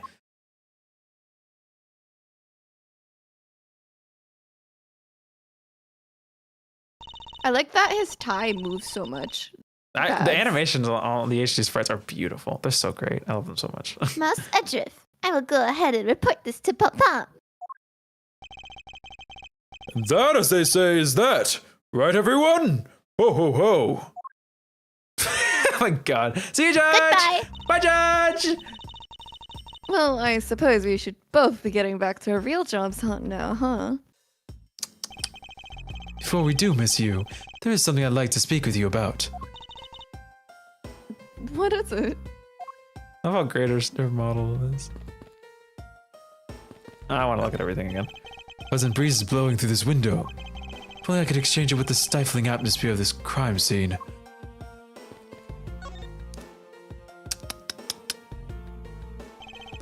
Television has been left on, to preserve the crime scene, of course. It will stay on until the police are finished with their investigation. They think nothing of saving electricity. How bothersome.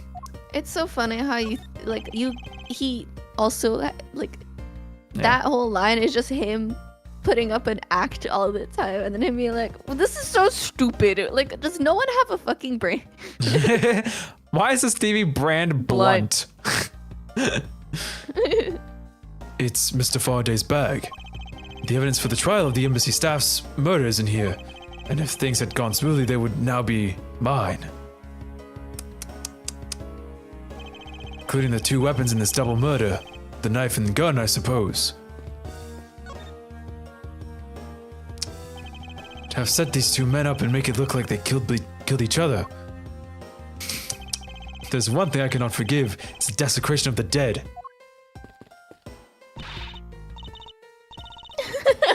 Wait. Edgeworth? Whew. Where are you off to? Aren't you the one who wanted to talk? Oh, yes, sorry about that. Everything is neat and tidy on top of the table, with not a single disturbance in sight. Yeah, I swear I got another. I could have sworn I got another magnifying glass. Whatever, let's talk to her. So, what do you want to ask me about? We already showed the badge, so we don't need to do that. She looks like the lip fish Pokemon. Bruxish? Yeah, or Smoochum.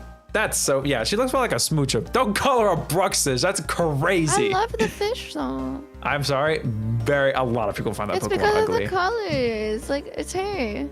I see what you're saying. She kind of has the same attitude as a Bruxish and like her lips, yeah, but I think like Smoochum's like a way better comparison in terms of like cuteness. You know? I don't know. I want to think that she has like a little ugly side, considering she backed up, like probably made covered for the other ugly man. Yeah, that could be true. The current case of the murdered Codopian embassy staff member. I've heard that people have begun calling it the second KG-8 incident. Only among you law enforcement types. And what about it? I'd like for you to tell me everything you know about the original KG-8 incident. I'm afraid I can't help you. I don't know anything beyond what was reported in the papers. No, I believe you know much more, since you are directly tied to the KG-8 incident. I'd appreciate it if you'd stop with the false accusations. Baseless outbursts are useless both inside and outside the courtroom, don't you know? I do, but I also know that I do have a leg to stand on here.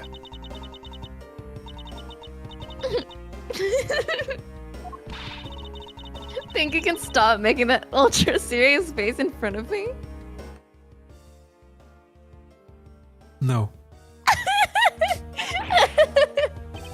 If you could please stop laughing for just 1 second. I'm not going to make any headway like this. Just going to have to show her exactly how related to the KG incident she is. KG-8 incident. I'm sorry, I just don't like the name. I think just calling it the KG incident makes more sense. KG-8 is too much of a mouthful for me. Do you feel that way, or am I crazy?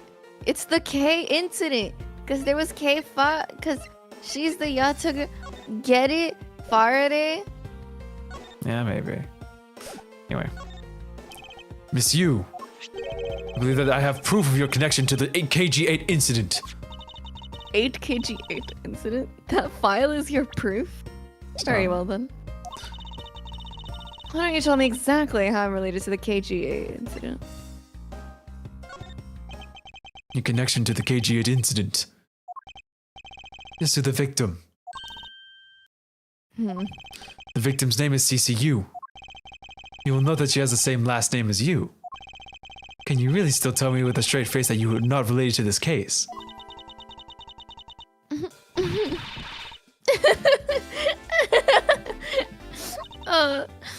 Sorry, but we're not related.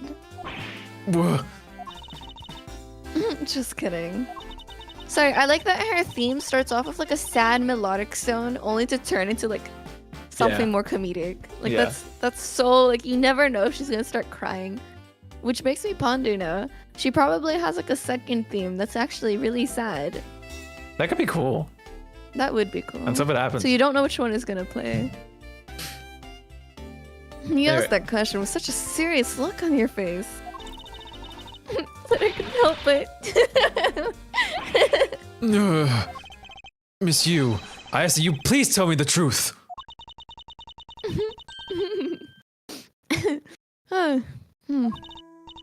Alright. Tell you everything I know. I've read this theme. I like this theme so much. As you guessed, Sorry.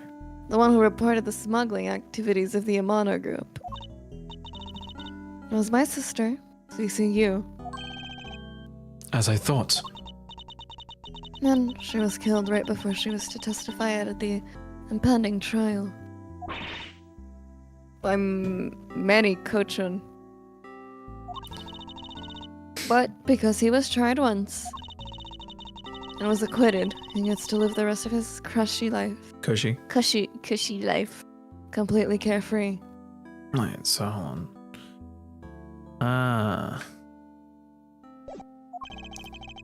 All because of a lack of evidence. No, I heard the evidence to convict him did exist. What? I heard it from Mr. Faraday himself. Mr. Kochan's trial was over. Apparently a man in black made off with the most important piece of evidence. Then the evidence had been tampered with. That's you, Pookie. Sorry, a ton of dots just connected in my head. Isn't it just like a criminal to do something like that? The smuggling ring being run out of the Amano group by one of its secretaries. They bailed Mr. Kochan out, Turns out they were in league with each other all along.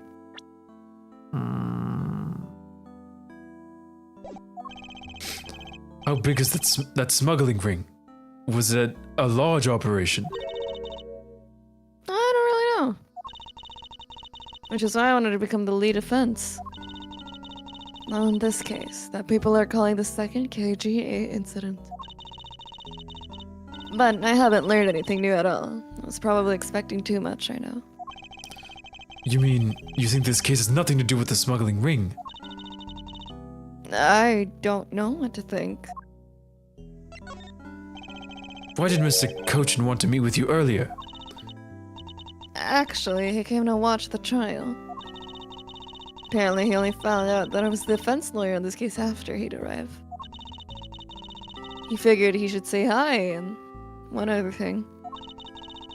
Looks like he couldn't resolve anything this time either. Too bad. What's that supposed to mean? Oh boy, stop it with a scary face already. I'm fine, really. I gave him a good slap across the face. The way she talks about slapping him as she laughs away is kind of creepy. But it's just as Mr. Bad said. He's not related to the double murder. I asked around, and people in the gallery claimed that he was in his seat the entire time. Talk about a cruel fate. Well, this is about all I know. Sorry. Guess I wasn't much help, huh? That's not true. I'm sorry I made you recall such a painful time in your life. Edgeworth, you really are too serious for your own good. You really need to learn to relax. We wouldn't want to die of stress, would we? Thank you for the advice, but there's no need to worry. You literally work in my faked your own own way. death. And I will catch this criminal in my own ways as well. You'll see. You faked your own death. Look at you with your game face on. Ready to go. I'm making no such face. Did you know? Laughter is the best medicine, Edgeworth. Don't you get tired of making such a serious face all the time? I'm charged with making sure that all the criminals of this world are found guilty. I have no need for laughter. There you go, making that face again. Oh well. I gotta get going. Still have a few loose ends I need to tie up. Ciao. Look at her walk. Damn. The KG8 incident in this murder investigation. It is my belief that these two cases are related to each other somehow. Plus a detective, Gumshoe. It's obvious he's lying, even though the lie is hurting his chances. Clearly this case is far from over. But whether or not that detective is the murderer can only be determined once I've completed my perfect investigation. Mr. Von Karma, I swear to uphold your honorable name. Well, my name isn't Miles Edgeworth. I'm fine. For To my name be isn't. Apologize. Continued. I do want to say something. Multiple things just connected in my head. Go ahead. Tell me how the synapses were firing.